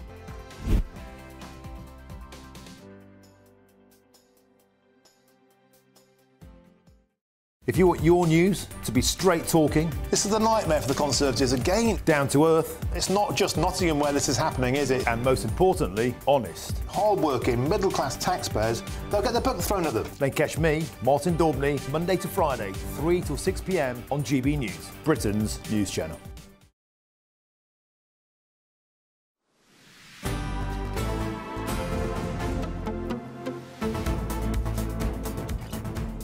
Good afternoon, Britain. It's 27 minutes past 1, and the government is promising to reform the NHS from top to bottom. But it could see obese people and smokers pushed to the back of the queue. Yes, the Keir Starmer's plan to change the health service will see patients given a date for an operation if they are considered fit to proceed. Those waiting for knee and hip surgery will be put on a 12-week weight loss programme, and smokers will be urged to put down the fags for good before they get a date for surgery. Well, is this the right move, or is this discriminating personal choices? Well, to debate this, we're joined by GB News presenter Nana Akua, who agrees with the move, and the director of All About Obesity, Sarah LeBrock, who thinks it's discriminatory. Right, Sarah, we're going to start with you. Why is this discriminatory? Because people living with obesity are people, and they deserve the right for treatment and care as much as anyone else. What we need to understand is that obesity is a chronic condition, or a disease, as some people call it. It's not a choice. And this is the bit that people really struggle with, is that people think this is a lifestyle choice and people have done this to themselves. What we now know is the science and the evidence shows us that this isn't a choice. People have genetic predispositions for living with obesity. So if you do have that, then you live in an obesogenic environment, you live in a low affluent area, you have a certain career, job, etc. You may live with obesity more than other people. That's not a choice. Lots of those things are out of your control. So actually what we need to do is be a bit more compassionate and caring to people that live with obesity and support them to make healthier choices, not actually just discriminate and tell them that they're doing something wrong when, you know, if I had asthma, for instance, you wouldn't be saying the same thing to me there. But then it's exactly the same. Well, it's a chronic condition. Perhaps if you had it because of smoking. Nana, we'll throw to you. OK, so if you're fat or if you smoke too much, back of the queue. Oh, come on, listen. This has been happening anyway. So usually if you're going for an operation of some form or other, there'll be often there is a criteria. So my mother, she had a knee operation. They wanted to make sure her blood pressure was right and all these things. This is, I mean, to hear somebody say that obesity isn't a choice just because you've got genetic predisposition to it, it's just exactly why people seem to be legitimizing being overweight. Ozempic has proved that people are overweight because they eat too much. That's what's happening, because Ozempic tells you to stop eating. It makes you think that you've eaten and makes you feel full, so you don't eat. You may be predisposed to anything, but you also have a large percentage of responsibility to make sure that doesn't happen. So absolutely, it is in the patient's best interests, because if you're overweight, it'll take you longer to heal. You're more likely to have complications, the same if you smoke, and also the outcomes are usually better. So for a smoker, if you quit, say, 4 weeks before surgery, your 25%, your risk is lower of respiratory complications. So this is literally, of course, it's discriminatory, because you have to decide, you have to prioritise the people that are likely to survive the operations. Otherwise, you are just simply, it just means people completely lose all responsibility for themselves and wait for people like you to tell them that, oh, well, it's not a choice, it's not your fault. If you're overweight, 99.9% of the time, you've eaten too much. It's your own fault. OK, let's throw that back to Sarah. I understand what you're saying, and I understand why you think what you're saying. But around the fact of the choice around food is that, yes, people are choosing what they eat, but there's a reason why they choose what they eat. And some of that is physiological and biological and down to their genetics. And this is the bit people really struggle with, because the narrative has been eat less, move more. And it's a choice and it's willpower, and you just need to be stronger and you just need to be. It's not that simple. Like, we need to stop trying to simplify obesity, because if it was that simple, why do you think 2/3 of the population are living with overweight and obesity? Do you think it's just because they purely are gluttonous and that they just want to live like that? Because that is not the case. So we really need to focus on that. Just to say, yeah. You said, do I think it's purely because they're gluttonous and have eaten too much? Yes, I do. I do. And yes, hormones can play a part in weight loss, but Ozempic has proven that if you eat less, you lose weight, OK? And people who go on... Hold on, let me finish. What Ozempic does, what Ozempic does, it's a GLP-1, and it regulates that hormone and tells you that, or it's a semaglutide, that's the thing inside the Ozempic, that tells you that you're not hungry anymore and stops you from eating. So you now have opportunities to take control of that with drugs like this. I'm not recommending anything like that. I'm just saying that ultimately people need to take more control of their own behaviour and the outcomes. If you smoke, well, that's again your choice. Nobody's pushing the fags drugs into your mouth or pushing the food down your throat. You're eating, you're chewing, you're using your own hands and your own mind. There is enough information out there and enough drugs there to help you. OK, final word over to Sarah. Nana thinks that if you're smoking, if you're eating, these are all choices and you can stop whether through willpower or indeed through helping yourself to nicotine chewing gum or jabs like Ozempic.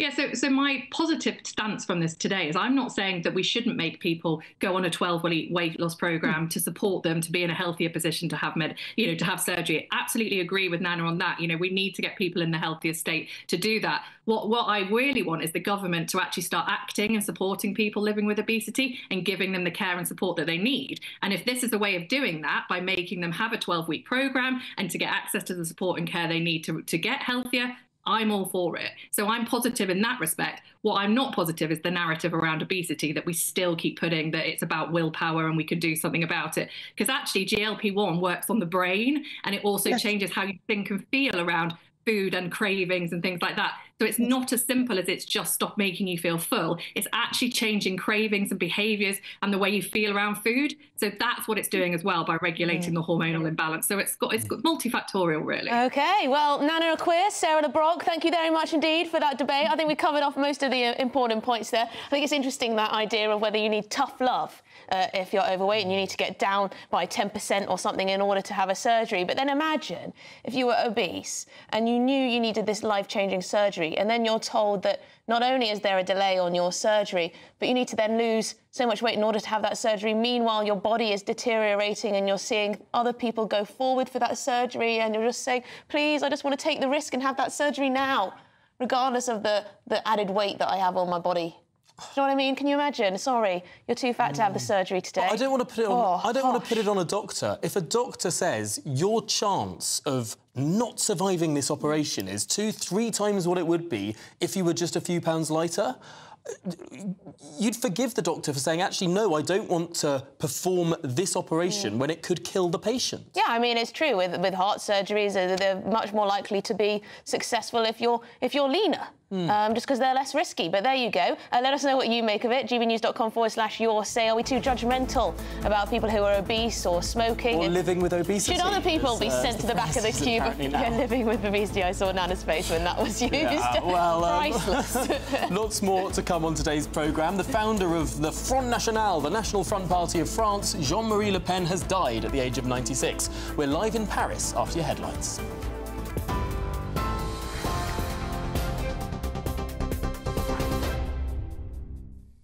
Good afternoon, it's 35 minutes past 1. I'm Katie Bowen in the GB newsroom. Professor Alexis Jay, who chaired the independent inquiry into child sex abuse, has said today that people should just get on with implementing the recommendations made in previous inquiries rather than holding another one. Professor Jay's comments come as the Prime Minister dismissed calls for a national inquiry yesterday, accusing the Conservatives of jumping on a bandwagon and amplifying what the far right is saying on child sexual abuse after failing to act for 14 long years. The Home Secretary, Yvette Cooper, told the Commons yesterday that the government will make it an offence with professional and criminal sanctions to fail to report or cover up child sexual abuse. She added that the government will establish a victims and survivors panel to advise on wider work around the issue. That came as the Prime Minister said he had tackled child sexual exploitation head-on during his time as Director of Public Prosecutions. And a short while ago, Shadow Home Secretary Chris Philp said that the Labour Party's announcement that they will whip their MPs to vote against a national inquiry into the scandal is total moral cowardice. Shadow Justice Secretary Robert Jenrick called once again for that inquiry earlier on GB News. I have long advocated whole life sentences for these grooming gang perpetrators, and I've said that if they're foreign national offenders, get them out of our country, deport them, no ifs, no buts, so they never step foot on this soil of our country again. And the cowardly public officials who did turn a blind eye, they should be prosecuted as well. Not a single one has been prosecuted so far, and that is completely wrong. We need to take action, and we need now to have a full national public inquiry. While a Home Office spokesman issued the following statement, "We are working at pace across government to drive forward real action to implement the recommendations of the independent inquiry into child sexual abuse." Severe snow and flooding is causing major disruption across the country today, with delays at airports, trains cancelled and roads closed. Flights at Liverpool John Lennon Airport have now resumed after the runway was closed for snow clearing. Bristol Airport reopened earlier on after closures to runways overnight. Yesterday, a man's body was recovered from an area of flooding in North Yorkshire. Major incidents have also been declared in Leicestershire and Lincolnshire, and East Midlands Ambulance Service has declared a critical incident. A severe flood warning is in place near Barrow-upon-Soar, meaning there is danger to life and large-scale evacuation is required. River levels there are expected to remain high until tomorrow. The Environment Agency has 190 flood warnings, meaning flooding is expected, and 292 flood alerts, meaning flooding is possible, in place. The Met Office has now issued new snow and ice warnings for Scotland and Northern Ireland that are in place until midday tomorrow. Those are the latest GB News headlines for now. Let's get your finance report. For the very latest GB News direct to your smartphone, sign up to News Alerts by scanning the QR code or go to gbnews.com/alerts.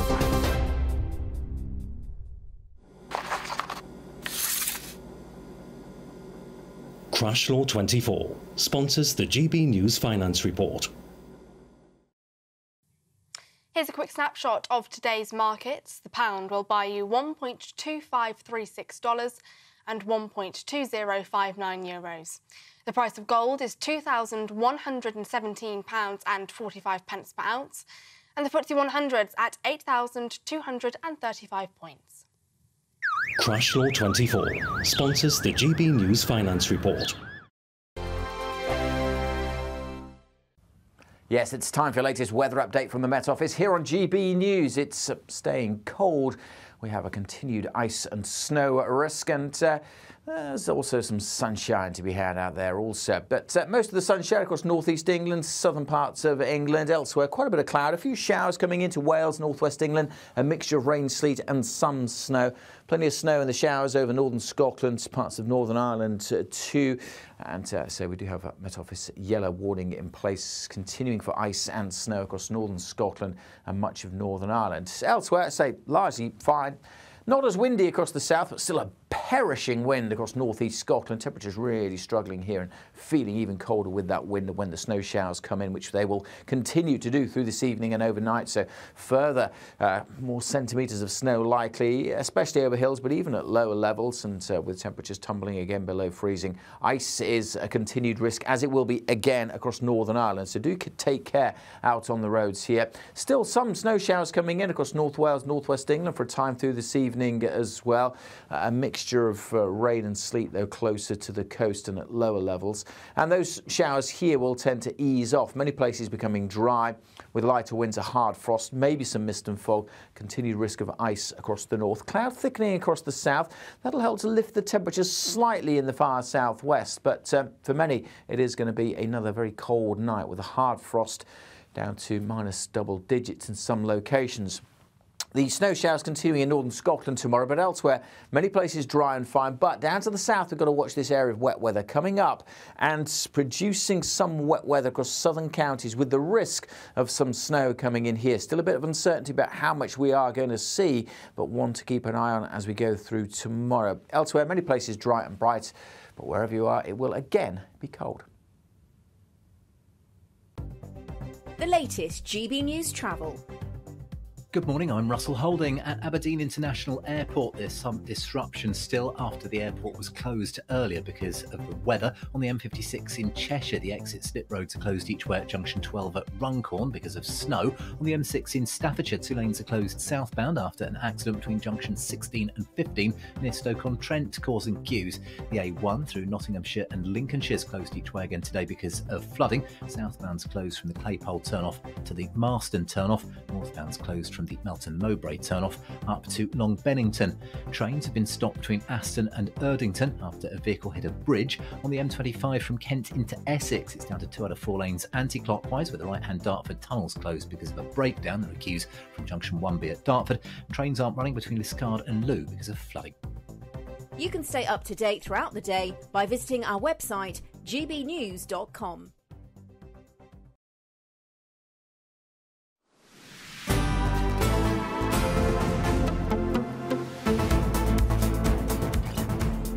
Good afternoon, Britain. It's 42 minutes past 1. Now, the founder of the French National Front Party, Jean-Marie Le Pen, has died at the age of 96. Yes, Monsieur Le Pen was a prominent figure in French politics for decades, and he famously reached the presidential election runoff against Jacques Chirac in 2002.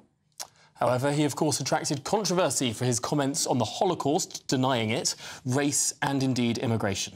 OK, well, let's go live to Paris now and speak to political broadcaster at BFM TV, Antonin André. Antonin, thank you very much indeed for joining us. How is this news going down in France? It's a shock because Jean-Marie Le Pen was one of the great figures of the French policies since an half of a century. So he's a figure of the nationalism and the right nationalism in France. And his party now, the party of his daughter, is one of the most important in France by now. So he was from the right wing, but very nationalist party. At the moment of the war in Algeria and after the Second World War, and now his party has become a right party with his daughter, and it's a chapter of the French policy which is coming down, and a new one with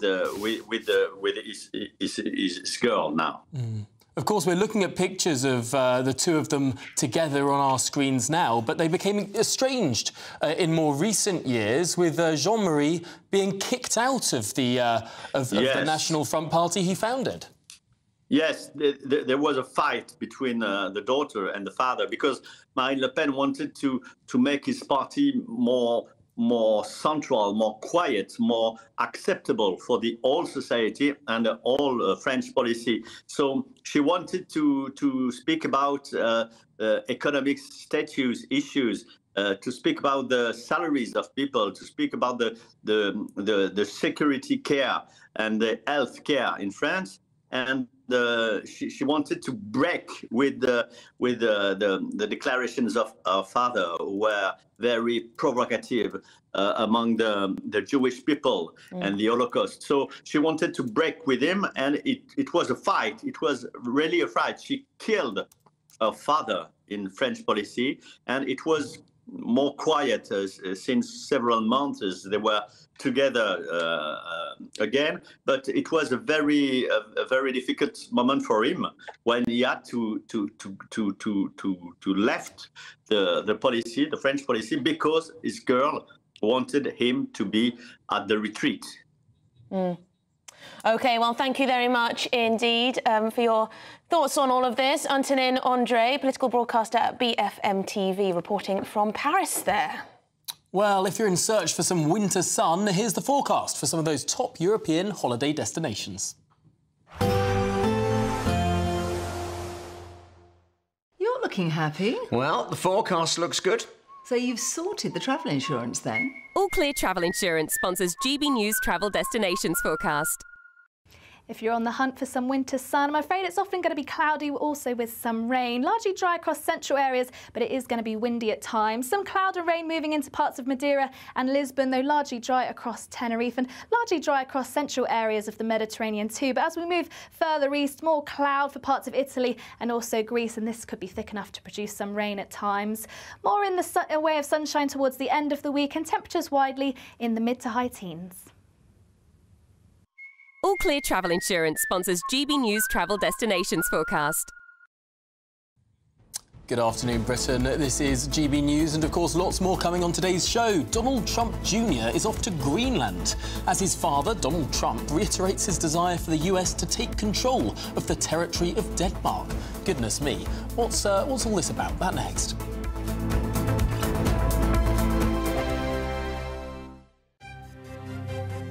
GB News Breakfast, every day from 6 a.m. Have you noticed that more and more stores are closing? Well, last year, apparently 13,000 stores closed for the last time on the high street. Well, experts warn the worst is still to come for our small businesses. Well, let's talk to retail expert Jeremy Baker. Good morning to you, Jeremy. How bad is it and what can be done? Well, nothing can be done about it. Retail is like that. It's a boom and bust operation. So last year, let's say you had a shop and it was booming. This year, the consumer can just change their mind. They don't need to come back to your shop ever again. Well, it is sad, Jeremy, because our high streets are the beating heart of our communities, aren't they? And for many people, I know I can relate to my high street, it is such a depressing sight, walking down there and seeing them all boarded up and closed down. But how often do you walk down that boarded up high street? I think people move on to something else. The online world is very big. Yeah. And lots of other things are very exciting. And so people, you know, the shop, I like to go to my GP in a shopping centre and get my tests done there rather than tramp off all the way to the GP, for example. And children could go to little schools in the high street. I've seen that happen already. So lots of things could happen to the high street. It could be much more a social centre. Much more kind of like pubs, coffee shops, all that. Charities. I don't see anything wrong with charities taking over, but the idea of this shop-centred high street finished, that's gone. Never coming back. Goodbye. It's not sad, it's just life. GB News, the People's Channel. Join me, Camilla Tominey, for a frank and honest discussion with those in power that cuts through the spin and gets to the heart of the issues shaping our nation. You haven't confirmed that you want to stand as leader, but you haven't ruled it out either. This report basically says that he's not fit to stand trial. Is he indecisive? Incompetent? I deliver the dose of reality Westminster needs. That's the Camilla Tominey Show at 9:30 every Sunday on GB News. The People's Channel, Britain's news channel.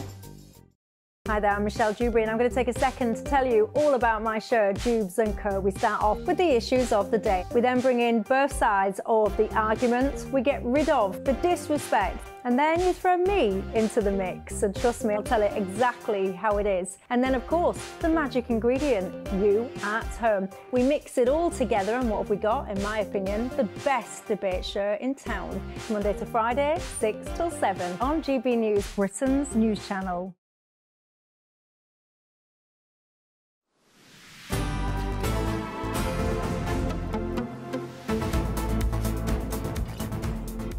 Good afternoon, Britain. It's coming up to 10 to 2, and it's been announced that Donald Trump Jr. is to visit Greenland, as his father reiterates desire for the US to take control of the island, saying it's essential for America's national security.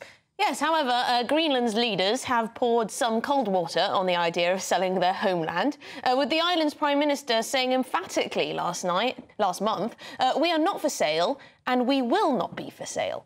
So is an American purchase of Greenland a genuine prospect, or what's this all about? Well, does everyone have a price? Let's pose that question to the policy fellow at the Adam Smith Institute, Alexander Bowen, speaking today in a personal capacity. Alexander, why does Donald Trump want to buy Greenland? Well, I think there's two elements here. It sort of appeals to his sense of ego here. Be the first US president in 100 years to genuinely expand the size of the country. And then there's the second sort of geopolitical aspect where there's more of a case to actually be made here. It's that Greenland, for instance, if the US were to buy it, it would increase its oil reserves by about 40%. It secures the GI-UK gap, which is the gap that Russian naval vessels use to enter the Atlantic Ocean. It also controls the Northern Sea route, which is the shortest route between Europe and Asia. So there's all these quite clear benefits. And in addition, there's quite critical aspect Greenland has to play in terms of the nuclear security of the United States, and that Greenland is essential to the polar route. So that's the shortest route between the US and Russia in terms of nuclear weapons and nuclear bombers. But there's some quite clear geopolitical reasons to actually buy the island, though it's not clear if he has that in mind. Is Denmark not a member of NATO? I mean, can't America use Greenland, in effect, as a base through that international alliance, that nuclear umbrella? Yes, so the United States has maintained since 1940 a base in Denmark, in Greenland's part of Denmark. Since 1940, it's the Pituffik Air Force Base. So it used to be called the Thule Air Force Base. Historically, it's had 10,000, 20,000 troops based on it, but now it's really down to about 200, 300 troops. They obviously can continue to use this Air Force base. And there's a bit of a challenge in the past. So in 2019, for example, China tried to buy a disused US base, 2 disused US Air Force bases on Greenland. And obviously Denmark had to say no.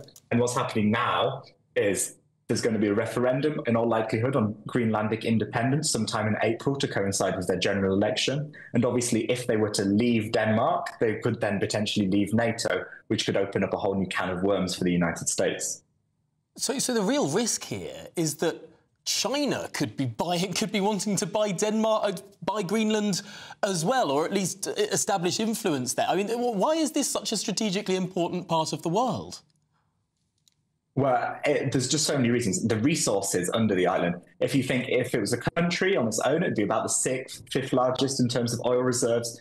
In terms of rare earth minerals, there's this huge potential. There's about $3.5 trillion worth of rare earth materials underneath the island, which is obviously critical to the new technological change we're experiencing in terms of electric vehicles and the renewable energy transition. So there was actually an article in Politico from 2019 where a senior European policy fellow was arguing that the EU should buy Greenland. So there's this sort of competing tensions emerging now between the United States, the EU, and China, all because there's large resource base here and just the security element is huge potentially.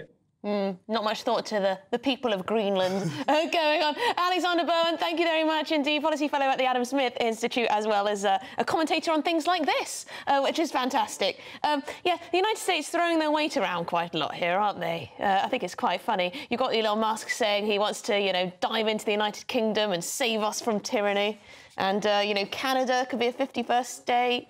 Greenland too. Yeah, well, they're exciting. I mean, the UK and the Canadian thing sound bonkers, but I mean, there is a world in which Donald Trump could actually buy Greenland, I mean, or at least it's close by, isn't it? Well, one to watch. Plenty more to come, of course. We'll be speaking more about grooming gangs after this.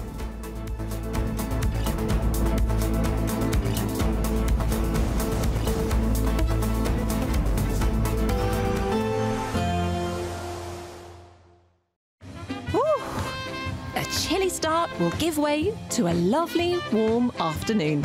Boxed heat pumps, sponsors of weather on GB News.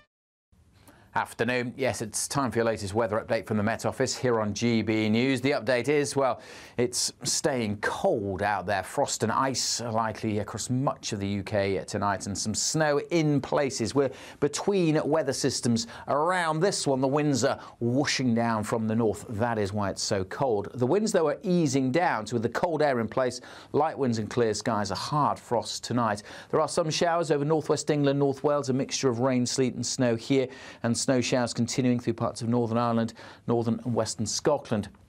Means they could cause some disruption, along with a greater risk of ice in these areas too. So we do have a Met Office yellow warning in place. Temperatures tumbling widely well below freezing, getting down to minus double digits in some rural spots. Could be a bit of fog around too, particularly for parts of Northern Ireland, Northern England and the Midlands. The snow showers continue to feed in through the night and into the morning over northern Scotland. So again, some pretty difficult travelling conditions for the morning here. Some showers just getting into western Scotland as well. More of a mixture close to the coast of rain and sleet. Same goes for Northern Ireland, but it could be very slippery here. Frost across much of England and Wales, but down to the southwest, signs of a change. Cloud increasing here and some wet weather just trying to edge in. Now that could bring some snow across southern counties during the course of Wednesday. Still some uncertainty about how much we're going to see. Much of it at the moment looks like being rain, but we could see some snow that may cause some issues across those southern counties during tomorrow.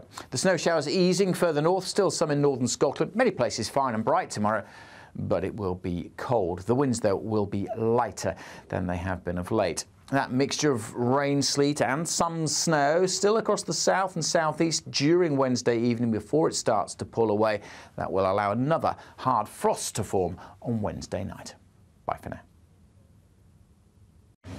A nice bright morning will generate a lovely warm day, right through to the evening. Boxed Solar, sponsors of weather on GB News.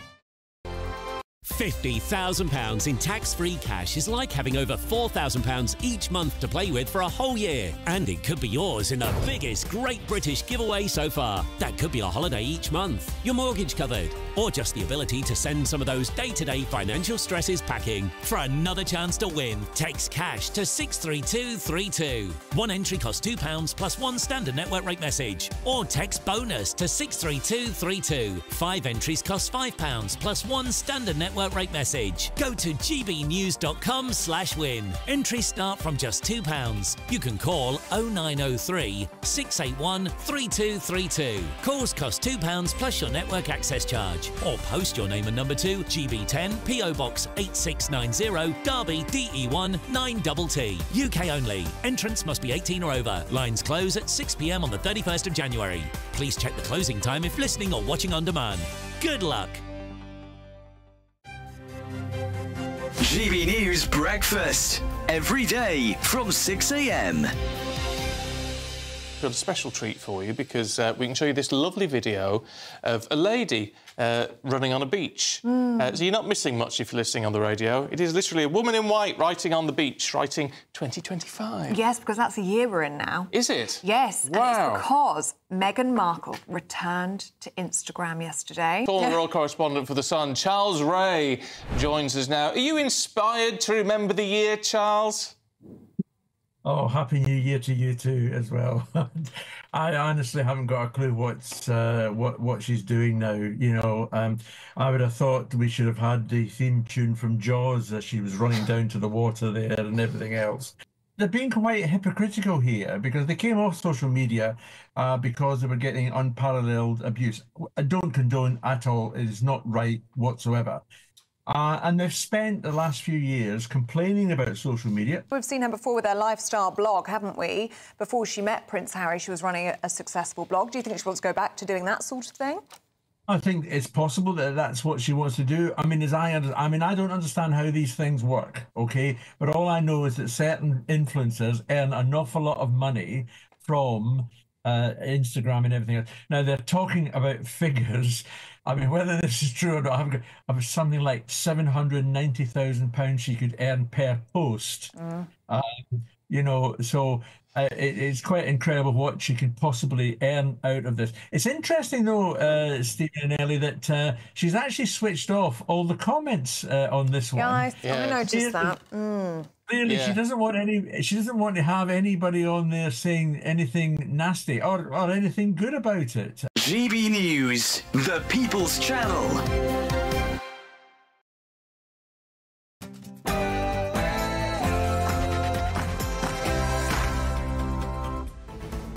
Good afternoon, Britain. It's 2 o'clock on Tuesday, the 7th of January. I'm Tom Harwood. And I'm Emily Carver. It's time to get justice for victims, says Kemi Badenoch, as the Conservatives prepare to force a vote tomorrow on a grooming gang inquiry. But Labour are whipping their MPs against it. We'll speak to the Shadow Minister for Preventing Violence Against Women and Girls. Yes, indeed. And in other news, large swathes of the UK brought to a standstill today with more than 300 flood alerts in place across the United Kingdom. There have been flights paused, trains ground to a halt and schools closed as a danger to life warning is issued. Our reporters are live across the country. And we'll be marking the 10th anniversary of the Charlie Hebdo attack in Paris, where 12 people were killed and 11 injured in the newsroom. The French satirical magazine has marked the anniversary with a special edition, with the word indestructible appearing on the cover.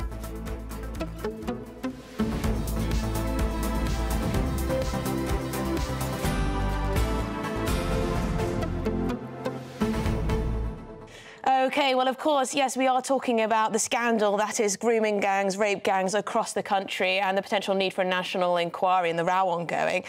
Just dropping now is that apparently a man who was in prison for essentially being a ringleader of a grooming gang in Rochdale, well, he was supposed to be deported. But anyway, it's been revealed that he's just living in the town. He's just working for a takeaway delivery app. He's been quoted as living a very comfortable life there. And this is one of the questions. You know, we're hearing politicians come out and say people with who are from other countries should be deported deported immediately if they're involved in any of this disgusting behaviour and criminality. But it doesn't seem to happen in this country, does it? We've had this before, that ringleaders of these grooming gangs just living their life in the same town that they committed these heinous crimes. So this man was convicted? Convicted, spent 2.5 years in prison. A decade ago? He was told he'd be deported to Pakistan in 2014, but he's still just, you know, living his life in the town. He was told he'd be deported 11 years ago and he's still here? Well, he was supposed to be deported in 2014, yes. That's extraordinary. Yeah, so but I think there are many other stories like this, and we can ask Charlie Peters about this too, about why, when people have been found to commit these crimes and they have passports in other countries, why they're not deported. Absolutely. I mean, we've seen there's precedent for, with the Shamima Begum case, when Sajid Javid was Home Secretary, he stripped her of her passport and said she is not returning to this country. There is precedent for the Home Office to strip individuals who have dual nationality of their British passport. They can legally be deported, returned to their home country, but it's just not happening. And we heard from Charlie Peters earlier in the show that one of the individuals who brutally raped the interviewee that he has been speaking to over the last few years, Sam, only served 3 years in prison and is now back walking around that community. Yeah, and they stay in the same community. Staggering. Can you imagine that? Having to go into the supermarket or the off-licence or the GP and seeing the man who ran a grooming gang near you. Going to the barber shop, ordering a Deliveroo, and the man who... rocks up at your door. I mean, it's absolutely disgraceful. Please do get in touch on everything. gbnews.com/your say. But let's get the headlines with Katie.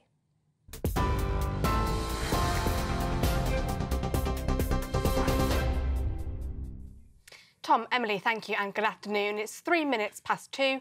These are your latest headlines from the GB newsroom. Professor Alexis Jay, who chaired the independent inquiry into child sex abuse, has said today that people should just get on with implementing the recommendations made in previous inquiries rather than holding another one. Professor Jay's comments come as the Prime Minister dismissed calls for a national inquiry yesterday, accusing the Conservatives of jumping on a bandwagon and amplifying what the far right is saying on child sexual abuse after failing to act for 14 long years. The Home Secretary, Yvette Cooper, told the Commons yesterday that the government will make it an offence with professional and criminal sanctions to fail to report or cover up child sexual abuse. She added that the government will establish a victims and survivors panel to advise on wider work around the issue. That came as the Prime Minister said he had tackled child sexual exploitation head-on during his time as Director of Public Prosecutions. Earlier, Shadow Home Secretary Chris Philp said that the Labour Party's announcement that they will whip their MPs to vote against a national inquiry into the scandal is total moral cowardice. Shadow Justice Secretary Robert Jenrick called once again for that inquiry earlier on GB News.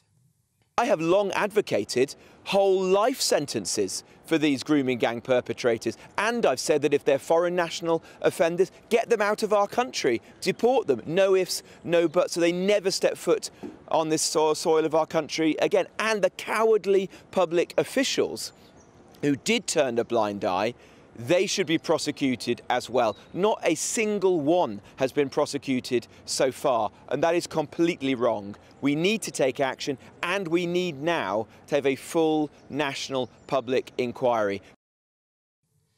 Well, a Home Office spokesman issued the following statement.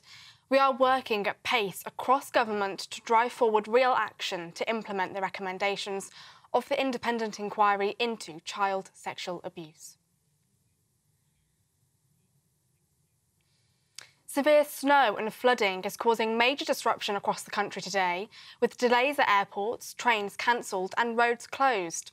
Flights at Liverpool John Lennon Airport have now resumed after the runway was closed for snow clearing. Bristol Airport reopened earlier on after closures to runways overnight. Yesterday, a man's body was recovered from an area of flooding in North Yorkshire. Major incidents have also been declared in Leicestershire and Lincolnshire, and East Midlands Ambulance Service has declared a critical incident. A severe flood warning is in place near Barrow-upon-Soar, meaning there is danger to life and large-scale evacuation is required. River levels there are expected to remain high until tomorrow. The Environment Agency has 190 flood warnings, meaning flooding is expected, and 292 flood alerts, meaning flooding is possible, in place. The Met Office has issued new snow and ice warnings for Scotland and Northern Ireland that are now in place until midday tomorrow. Well, the bad weather isn't just here at home, as Storm Blair has killed 5 people in the US. More than 60 million Americans are facing weather warnings, and 7 states have declared emergencies, including Kansas and Missouri. Washington, D.C. is bracing itself for heavy snowfall. Forecasters believe the extreme weather is being caused by the polar vortex. Jean-Marie Le Pen, the founder of the French National Front Party, has died aged 96. Le Pen challenged the French political establishment when he unexpectedly reached the presidential election runoff vote against Jacques Chirac in 2002. After leading National Front from 1972 to 2011, he was succeeded as party chief by his daughter, Marine Le Pen. She has turned the party, now branded the National Rally, into one of the country's main political forces. Today is the 10th anniversary of the Charlie Hebdo attack in Paris, where 12 people were killed and 11 were injured in its newsroom. The French satirical magazine has marked the anniversary with a special edition, with the word indestructible appearing on the cover. Brothers Sharif and Saeed Kouachi stormed the offices of the magazine on the 7th of January 2015 in retaliation to the magazine printing cartoons of the Prophet Muhammad. The shootings marked the start of 3 days of terrorist attacks in Paris. President Macron has attended an event to mark the anniversary. 2 people smugglers have been sentenced to over 10 years in jail today after cramming 4 Indian migrants into a hidden van compartment disguised by a stack of dirty tyres. British nationals Shabazz Khan and Chowdhury Rashid operated under an alias and hid the group of migrants behind a number of tyres in an attempt to smuggle them into the UK illegally. Border Force officers stopped the pair at New Haven Ferry Port. The group of migrants were discovered having no access to clean air. Minister for Border Security and Asylum, Dame Angela Eagle, said this case displays the lengths people smugglers will go to disguise their criminal activity. Those are the latest GB News headlines. Now let's go back to Tom and Emily.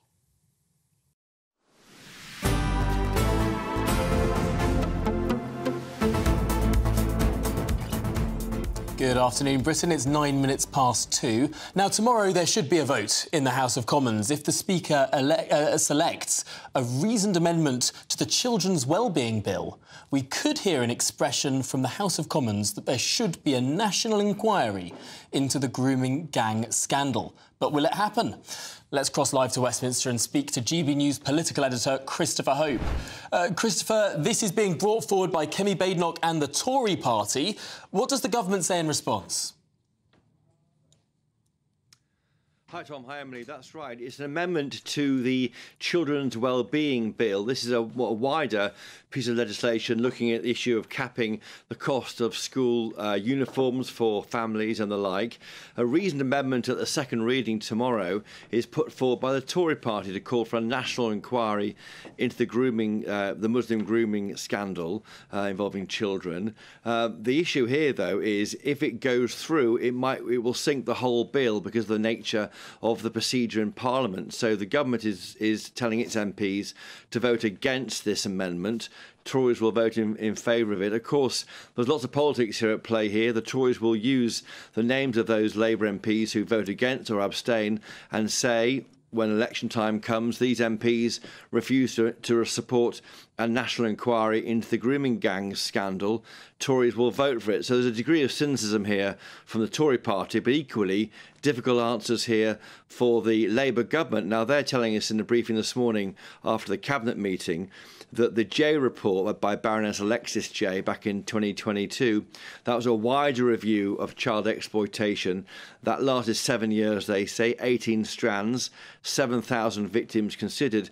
They now say, the government, that was a full national inquiry. they tell us the time has passed for more inquiries. So the government's position is no more inquiries. There are 20 recommendations. 4 of them have started to be implemented. There are further 16. There's no deadline for them. We'll keep pressing at GB News when we see the government and talk to them. But there are 16 further recommendations from Jay yet to be implemented. The row about far right. Now you're seeing on the screen now Keir Starmer talking about in his speech in the hospital yesterday, talking about the issue of the far right. He said he was tired of politicians getting on the far right bandwagon. He was asked today. We asked the PM spokesman, "Is it right then that anyone calling for inquiry is far right?" They said no. He's talking about politicians, just politicians. And indeed, they said there in this briefing that newspapers have a track record of uncovering allegations in this space. The PM wants to deliver change. So newspapers who might call for an inquiry, as many have this morning, on a national scale, they are not far right. Just finally on inquiries, Nigel Farage, the Reform UK leader, a colleague at GB News, he is looking at doing his own investigation into the Muslim grooming scandal. Number 10 says that inquiry is not justified. And well, thank you very much indeed, Christopher, for bringing us those latest lines from the heart of government. That's our political editor. Of course. Well, let's now speak to the Shadow Minister for Preventing Violence Against Women and Girls, Alicia Kearns. Alicia, of course, you shadowed Jess Phillips in the Commons. But let's first talk about this call from your party for this inquiry. The Labour Party, to some extent, are calling your motion tomorrow a wrecking amendment, saying that it's just political game playing. Is it? Giving people a chance. The country has said very clearly they want to see a national inquiry on grooming. We are seeing Labour politicians contorting themselves to desperately say, well, we don't need one, whilst victims and survivors are saying we do. This is a bill tomorrow that is wrong. It is ending the freedom of schools. It will drag, it's educational vandalism. What we are seeing the Labour Party try to do is impose what happened in Wales, where we saw their results go down by more than 20 points. That's one of the worst essentially reductions in education outcomes of any country in the world, whilst ours went up and up and up. So this is a bad bill anyway. Because it is second reading, we can only lay a reasoned amendment to crash the entire amendment. But this bill looks at safeguarding of children. So it's absolutely right, if Labour want to support children, protect children, that they will vote for something that means that we finally have an inquiry into grooming. Do you agree, Alicia, with your colleague Robert Jenrick? He's had some tough words to say today, that suggesting that we need to limit immigration from alien cultures, people who have medieval attitudes towards women. Do you agree with that sentiment? Anyone who wants to come to this country within our immigration rules that is willing to adopt our values. People want to come to our country because our values, whether it be rule of law or individual freedoms, gives people the economic opportunities they want. It gives them the chance to live their lives freely. So it is not much to ask that if you come to live in this country and to have those benefits, you should adopt those values. And look, I've spent years working at the Foreign Office where my job was to go out and defend those values, whether it was trying to, for example, the Foreign Office working to end the practice of men in Afghanistan raping young boys because that was not considered extramarital sex, whether it be female genital mutilation, whether it be lack of girls' education. We have been unabashed as a country across all parties about going out and encouraging people to adopt our values. So I don't know why we would hide and suggest if you want to come live in our country that adopting our values, particularly the basics of individual freedoms and not raping girls, but unfortunately, sorry, Alicia, but unfortunately our immigration system has allowed some of those cultural practices to come to the United Kingdom. And what did the Conservative government do in this country to prevent some of those cultural practices from taking hold? And female genital mutilation, for example. We have pursued people. That was something I worked on actually as a civil servant in the Ministry of Justice. We are cracking down on them. Richard Holden, you saw him bring forward his motion to end first cousin marriage. We are working on these things. Unfortunately, it takes time sometimes to discover that some of these values have been imported to our country, but it's important that any individual of any background, whether you are Swedish or whether you come from Afghanistan, that if you are harming people in our country, then it is my job as Shadow Safeguarding Minister to change the law, to crack down and send you back to Sweden or send you to whatever country for the crime that you have committed. Now, of course, violence against women and girls is a deeply serious issue, and it's something that the Labour Party's TikTok account has run into some problems with in the last 24 hours. Yesterday, you asked the Home Secretary, Yvette Cooper, why the Labour Party put out a video that had lyrics, in your words, encouraging men to get young girls on drugs so they can have sex with them, celebrating punching girls in their vaginas. Those were the lyrics to a song put out on the official Labour Party TikTok account. This is what happens, unfortunately, when politicians decide that they're going to jump on bandwagons and try to look cool on platforms that are essentially being weaponised against them. The Labour Party thought they were being really cool and hip and young by putting out some ridiculous video of animals talking about how we'll all be safer with them in power. But the music they chose, no one had checked what the lyrics were. And the lyrics, as you said, were exactly those. So, look, mistakes can be made. They have apologised. But I just think it's embarrassing. As politicians, our job is to elevate the public debate, not to drag it or to copy pathetic trends on TikTok. Yeah, Alicia, just to return to the issue of, you know, people coming to this country not abiding by our cultural norms and or partaking in criminal activity. The Mail Online is just running an exclusive that one of the ringleaders of a grooming gang, a man of Pakistani background, he was put in prison for 2.5 years. He was supposed to be deported back in 2014, but wasn't for some reason. And apparently he's just roaming around Rochdale as if nothing's happened. He's working for a takeaway delivery app, apparently. People are saying he just looks very comfortable and at ease. I mean, how come a man like that wasn't deported? And that takes us back to what matters most here, which is the survivors. Imagine if you ordered a takeaway and the man who knocked on your door was the man who raped you when you were a child. We have to look at our laws.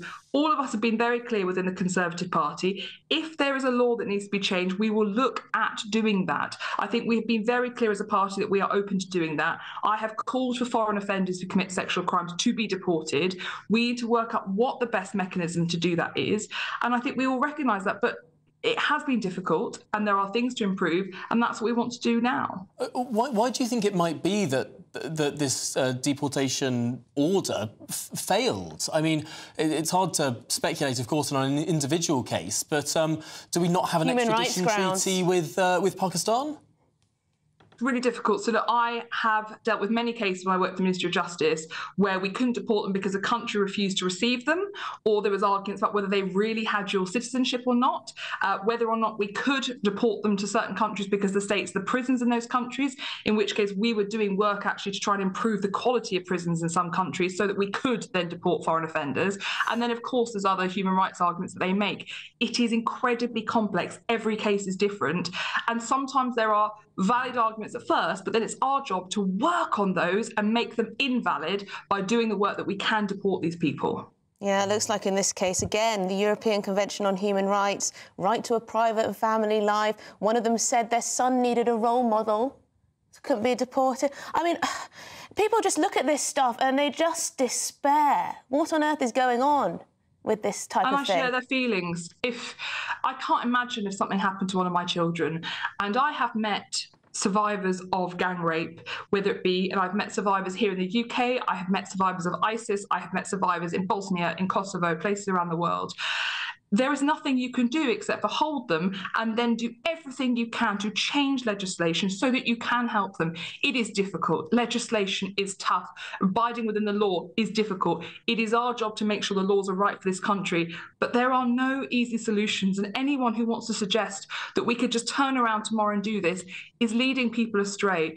The best way we do justice for survivors is by listening to them, delivering what they ask for and giving them the legislation to get these people out of our country, but also making sure that they aren't just free to roam other countries and rape people, but they are going to either another prison or they've served their sentence fully here in the UK. OK, and just very finally, we've heard news today that the government has spent tens of thousands of pounds changing the wallpaper in the press briefing room in number 9 Downing Street, to change it from blue to grey. What on earth's going on there? This is £80,000 of your listeners and your viewers' money. So the Labour Party attacked us when we created this, even though every government in the world has one, and yet they've depended on it. And now we find out that having lied to the House of Commons a few months ago and said that no work had been done, £80,000 has been spent. But my question is, the room was painted blue. That is a national colour. What does the Labour Party have against our national colours? It takes me back to Emily Thornberry and her ridiculous and offensive comments about flying the English flag. We've got to get a grip here. There was no reason for them to spend that money, not least when they're making other departments make cuts to things like winter fuel. It just makes no sense. It's preposterous. Oh, they couldn't be blue, you know. That's the colour of the Conservative Party. Have to change it. Although grey, we are an island nation.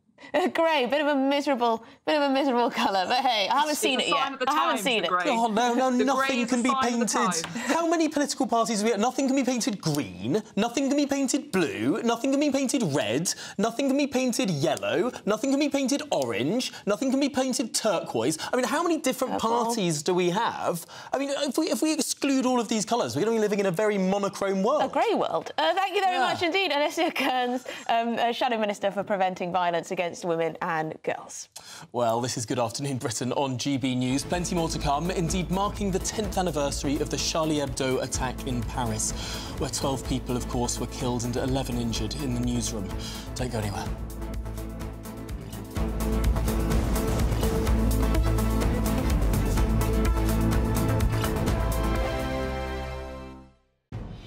Good Afternoon Britain.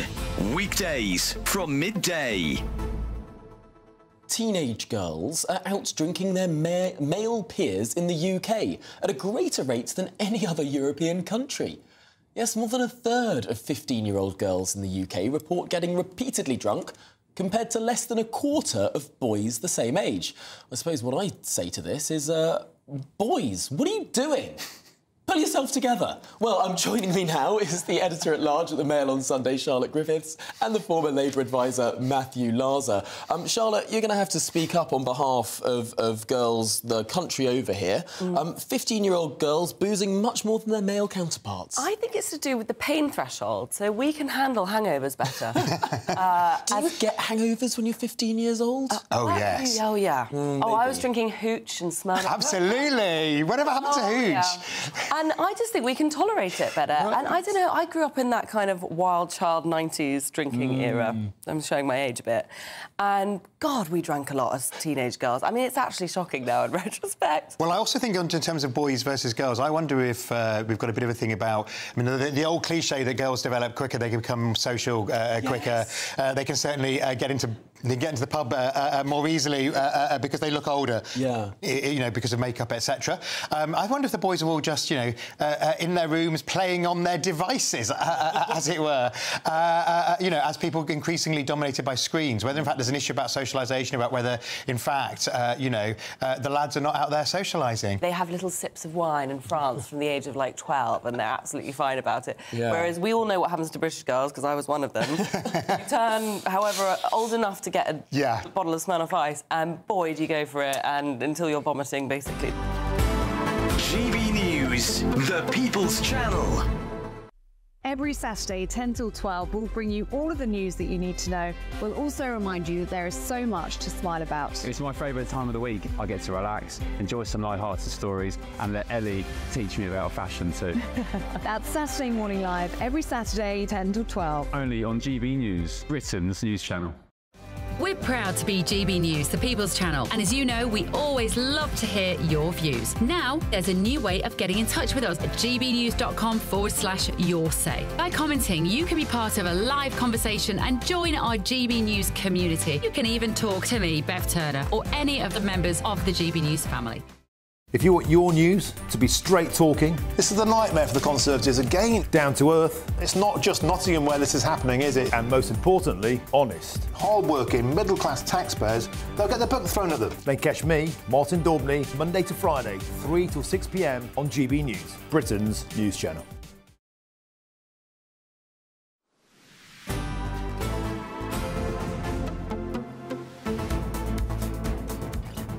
Well, good afternoon, Britain. It's now 25 minutes past 2, and the French satire magazine Charlie Hebdo has unveiled its special anniversary edition to mark 10 years since the terrorist attack that saw 12 of its staff brutally killed and 11 others injured.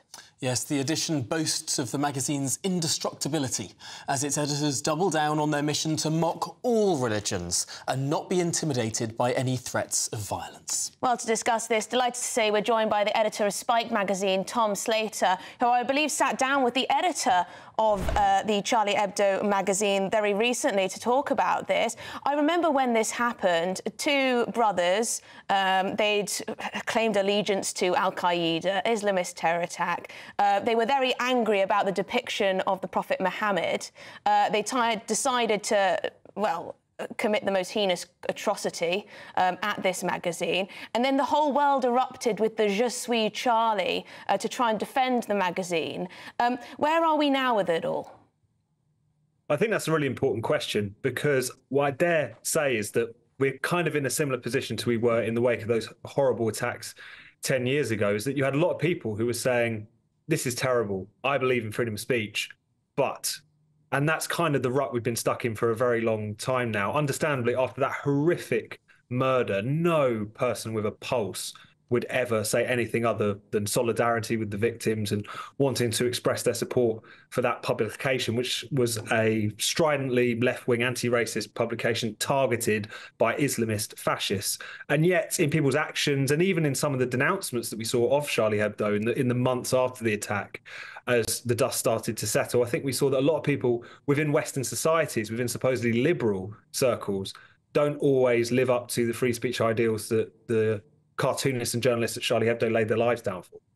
We're perfectly happy to draw political cartoons mocking the Catholic Church, mocking the Church of England, mocking all sorts of cultures and religions and frankly, political positions, because when it comes to Islamism, that is a political ideology, not just a religion. Why is it that with this one religion, everyone is so afraid to apply it the same sort of scrutiny or indeed mockery that any other religion can be expected to take? I think there are two simple explanations for that, one of which is cowardice. We live in a time in which there are organised Islamist groups, terror organisations, as well as just very intolerant campaign groups who will try to exert some kind of punishment, some kind of cost, sometimes murder, on those who dare to blaspheme against their religious strictures. We're just a certain period in time where, regrettably, that happens to be the case. And there's far too many people who have capitulated to that. We saw that in the wake of the attacks, people being very fearful of republishing the cartoons and so on. I understand it on one level, but at the same time, if everyone did it together, that would reduce the risk for everyone. The secondary aspect, I think, and we saw this in some of the responses, is that there is also a kind of bigotry of low expectations at play. This is a point that the editor-in-chief, Gerard Biard, in our interview that we're bringing out this afternoon, made.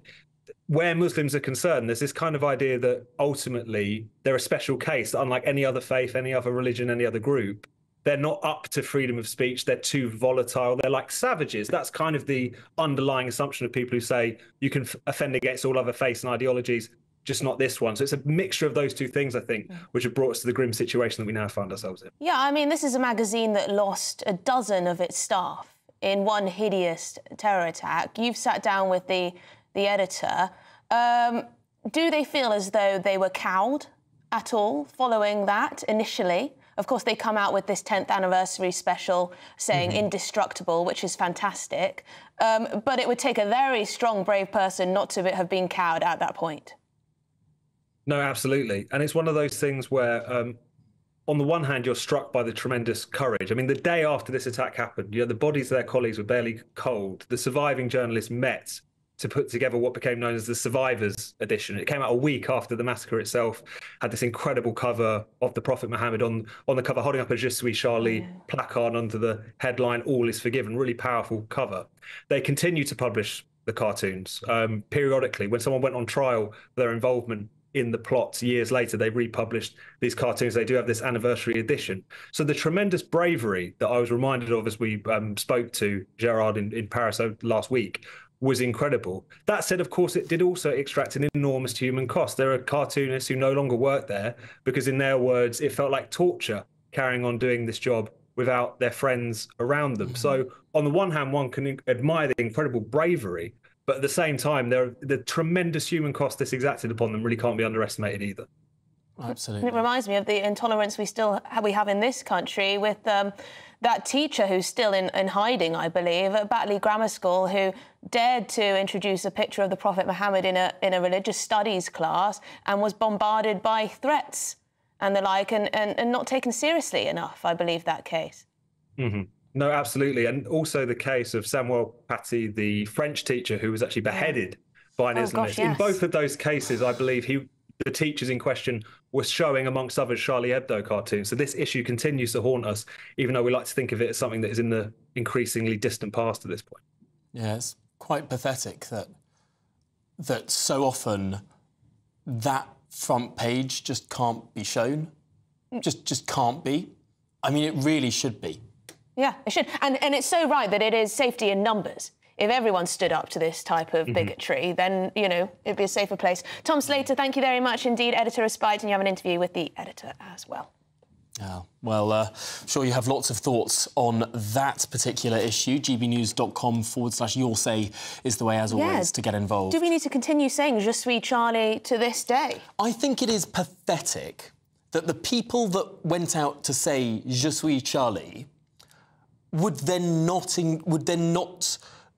In so many cases, they would be exactly the same sort of people to say, "Oh, you shouldn't do that. You shouldn't have that on your front. Oh, that's very offensive." So you think it was virtue signalling a lot? I think in far too many cases we have seen individuals going, "Je suis Charlie. We're right with you, Charlie Hebdo," and then they bring out a graphic front page mocking Islam in the way they would mock any other religion.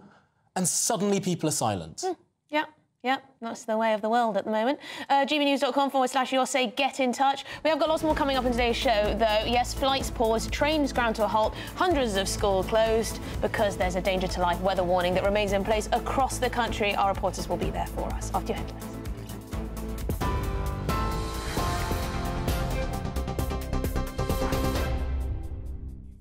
Tom, Emily, thank you. I'm Katie Bowen in the GB newsroom.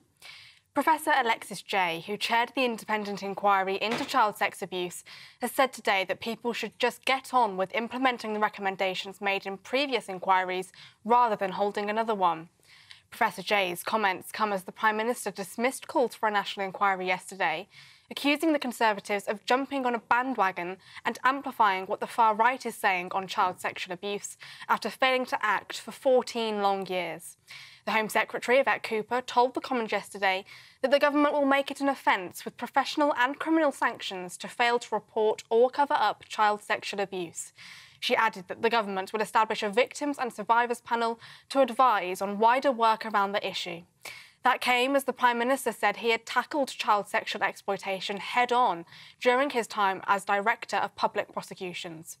Earlier, Shadow Home Secretary Chris Philp said that the Labour Party's announcement that they will whip their MPs to vote against a national inquiry into the scandal is total moral cowardice. Shadow Justice Secretary Robert Jenrick called once again for that inquiry earlier on GB News. I have long advocated whole life sentences for these grooming gang perpetrators, and I've said that if they're foreign national offenders, get them out of our country, deport them, no ifs, no buts, so they never step foot on this soil of our country again. And the cowardly public officials who did turn a blind eye, they should be prosecuted as well. Not a single one has been prosecuted so far, and that is completely wrong. We need to take action, and we need now to have a full national public inquiry. Well, a Home Office spokesman issued the following statement. We are working at pace across government to drive forward real action to implement the recommendations of the independent inquiry into child sexual abuse. Severe snow and flooding is causing major disruption across the country today, with delays at airports, trains cancelled and roads closed. Flights at Liverpool John Lennon Airport have now resumed after the runway was closed for snow clearing. Bristol Airport reopened earlier on after closures to runways overnight. Yesterday, a man's body was recovered from an area of flooding in North Yorkshire. Major incidents have also been declared in Leicestershire and Lincolnshire, and East Midlands Ambulance Service declared a critical incident. A severe flood warning is in place near Barrow-upon-Soar, meaning there is danger to life and large-scale evacuation is required. River levels there are expected to remain high until tomorrow. The Environment Agency has 190 flood warnings, meaning flooding is expected, and 292 flood alerts, meaning flooding is possible, in place. The Met Office has issued new snow and ice warnings for Scotland and Northern Ireland that are now in place until midday tomorrow. And just briefly to Tibet, where at least 126 people have been killed and 188 injured in a 7.1 magnitude earthquake. Tremors were also felt in neighbouring Nepal, Bhutan and India. Rescue operations are now underway across the region, with around 1,500 fire and rescue workers deployed. Those are the latest GB News headlines for now. More from the newsroom in half an hour. For the very latest GB News direct to your smartphone, sign up to News Alerts by scanning the QR code or go to gbnews.com/alerts.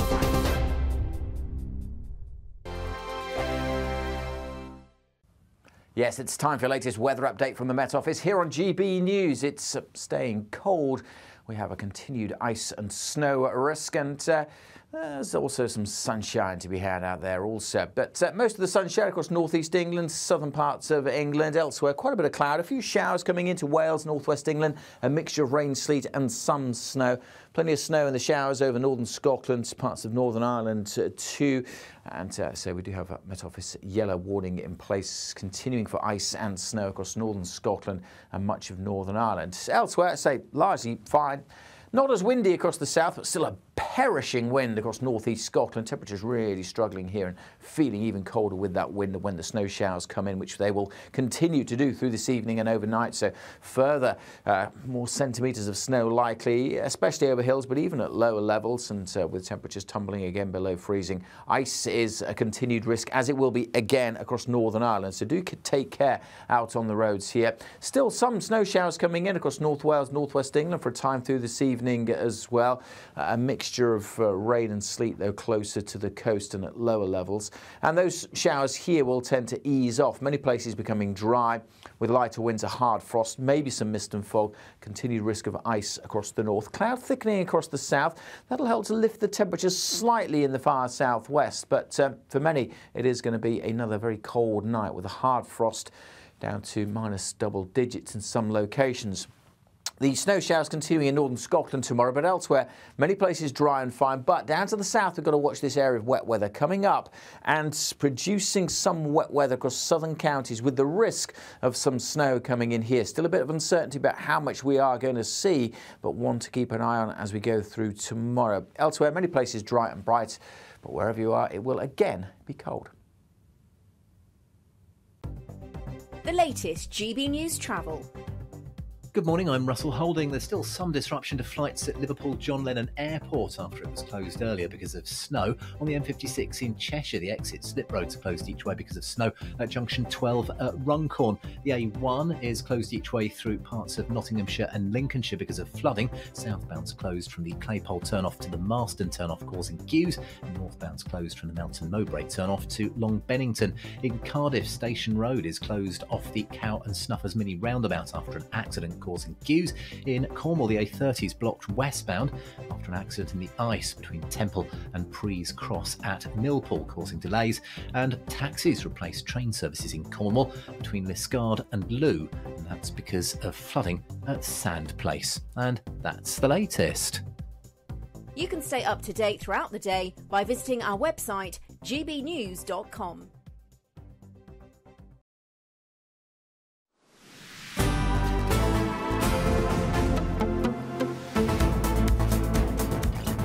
OK, good afternoon, Britain. It's 14 minutes past 2. Now, danger to life warnings remain in place because severe weather continues to wreak havoc.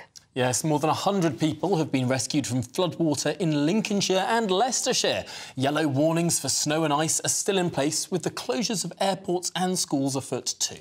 OK, we're joined by our reporters Jack Carston in Hereford and Will Hollis in Rothley. Jack, thank you. How's the weather there? How much disruption has there been?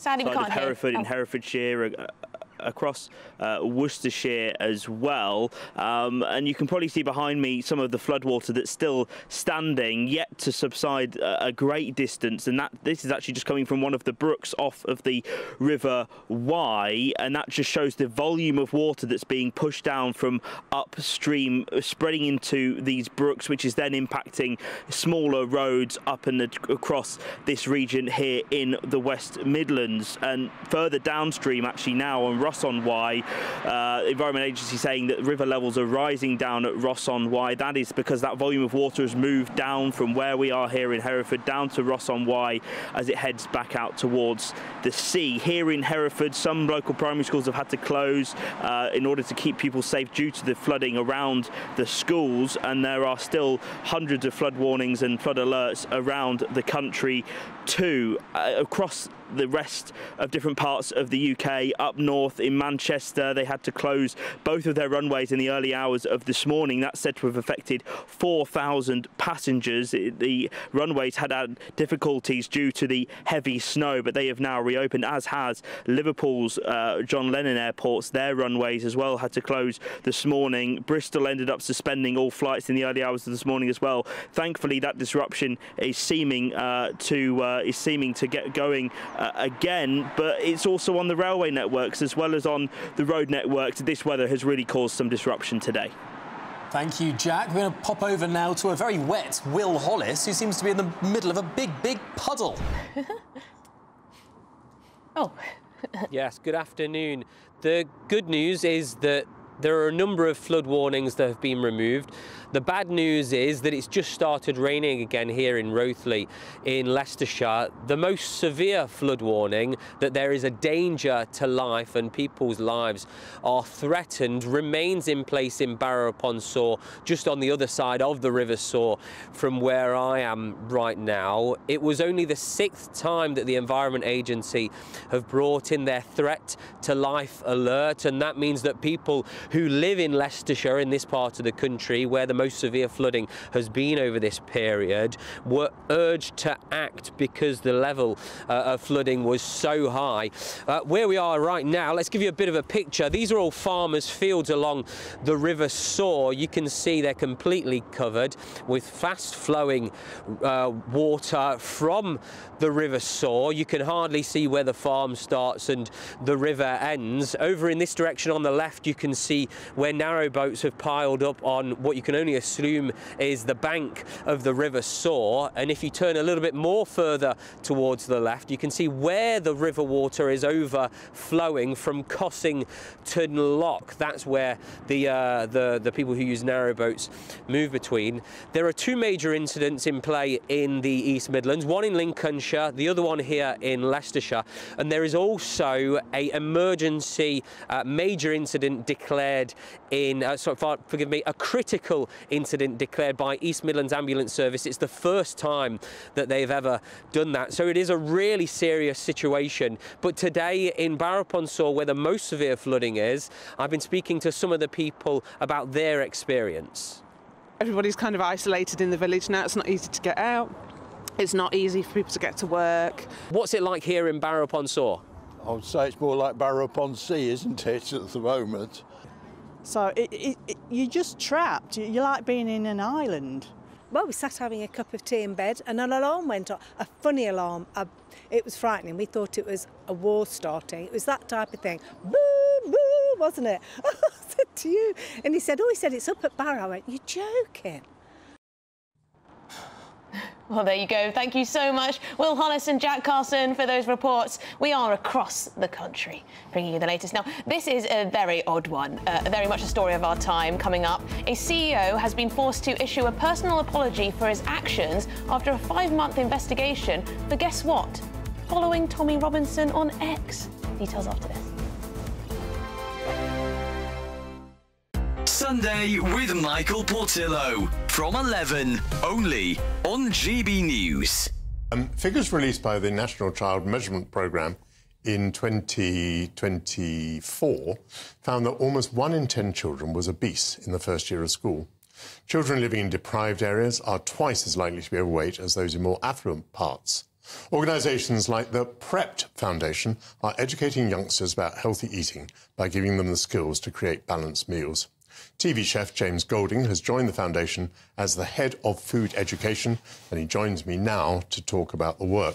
James, lovely to see you here. Good to see you too. So Prepped used to be Table Talk Foundation, and it's now obviously Prep for Life, Prep for Knowledge. It's basically a charity to encourage kids to have a better understanding of food, but at the same time enjoy cooking and hopefully make better food choices in their life, as well as perhaps, you know, share the information we give them with their families. Do you see them developing an understanding of the difference between healthy and unhealthy food?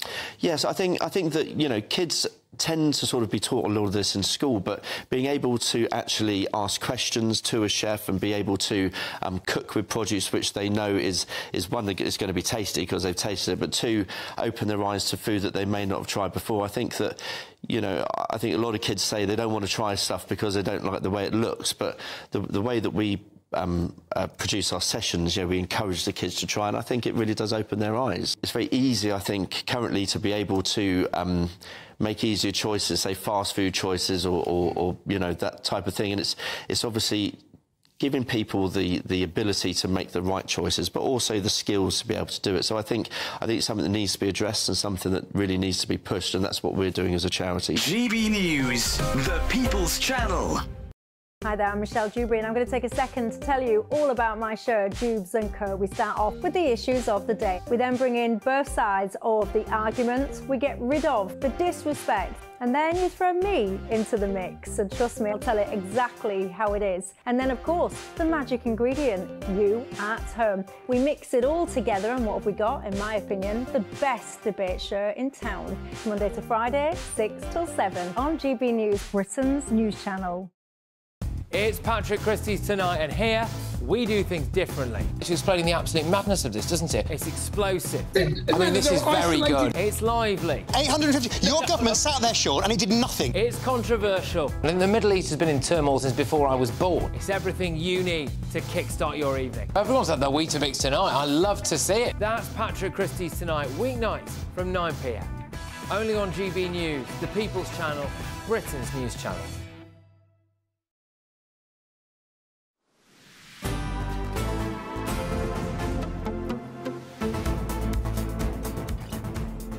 Good afternoon, Britain. It is now 12 minutes to 3, and the CEO of the Royal College of Speech and Language Therapists has been forced to issue a personal apology for his actions for following Tommy Robinson on Twitter. Yes, so Steve Jamieson was forced to issue a personal apology for his actions, in which he said, "I am deeply sorry for the hurt, upset, distress, fear and anger that this caused members, colleagues and staff. For members to see this at a time of racial hatred and riots must have been deeply shocking." Now, this all followed a 5-month-long investigation into the apparent social media mishap, but has guilt by association been taken to a whole new level here?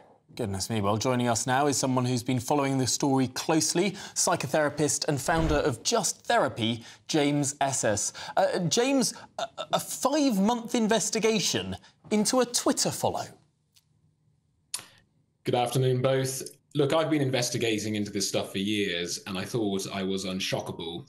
And I'm well and truly shocked by this. In fact, if I didn't laugh, I would cry.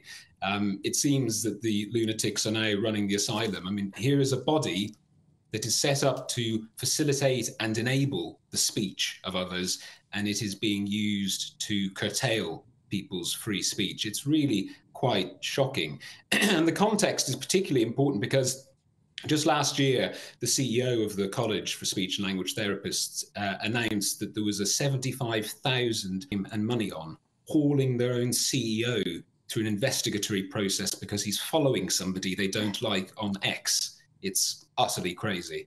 I mean, James, do you have any idea of how this came about? Was it a disgruntled employee who thought, aha, I've caught him following Tommy Robinson, I'm going to escalate this? Or do we know that level of detail, how this all came about?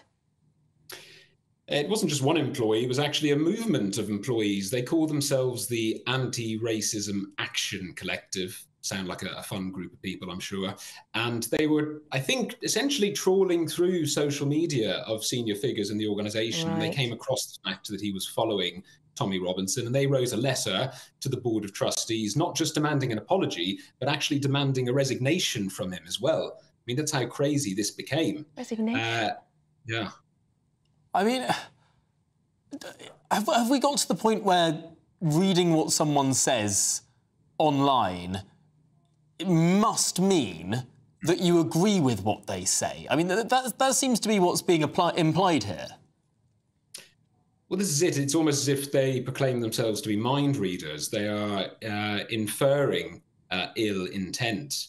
You know, at the end of the day, he did not praise Tommy Robinson. He didn't repost something Tommy Robinson had posted. He didn't like a comment by Tommy Robinson. He simply followed him. I mean, we all follow all manner of people that we agree and disagree with purely because we want to keep up to date with what's going on in the world. Yeah, so I follow despots from around the world. I don't think that makes me, you know, an Islamist because I follow, you know, despotic regimes or things like this. I mean, it is crazy that he didn't even retweet, he didn't even amplify, as you say, a tweet, didn't even like it, didn't say anything about supporting Tommy Robinson.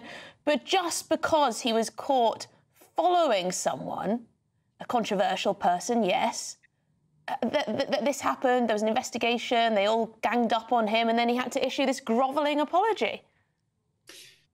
Quite right. And, you know, I've got a lot of empathy for the CEO. You know, he got dragged into this. He did nothing wrong. But that empathy dissipates when I think about the standard that this sets for the rest of the organisation.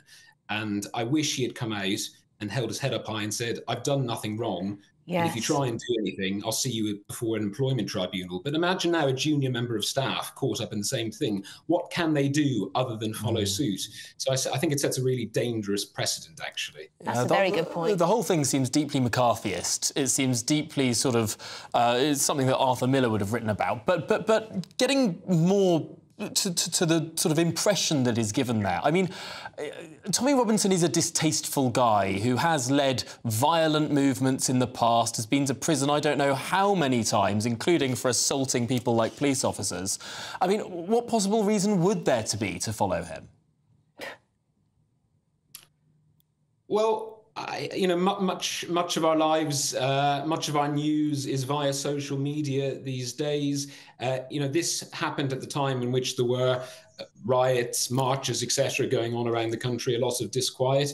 And perhaps he simply wanted to keep abreast of what was going on, I don't know, for his own safety or just simply for his own curiosity. It doesn't matter. It shouldn't matter, should it, James? It just shouldn't matter. It's no one's business. Anyway, James Esses, we'll have to leave it there, but thank you very much indeed for bringing this story to us. An RCSLT spokesman said, we value the feedback and concerns raised by our members, including the open letter of complaint which called for an investigation. In line with our complaints procedure, we investigated the ex-follow and other associated issues. They added, we remain committed to serving our members and learning from feedback. So OK, they think they didn't act quick enough. Thanks for watching. Good afternoon, Britain. You don't want to go anywhere because it is Martin Daubney up next.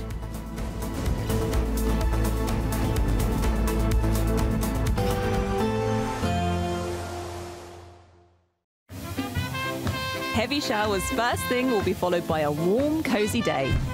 Boxed boilers, sponsors of weather on GB News.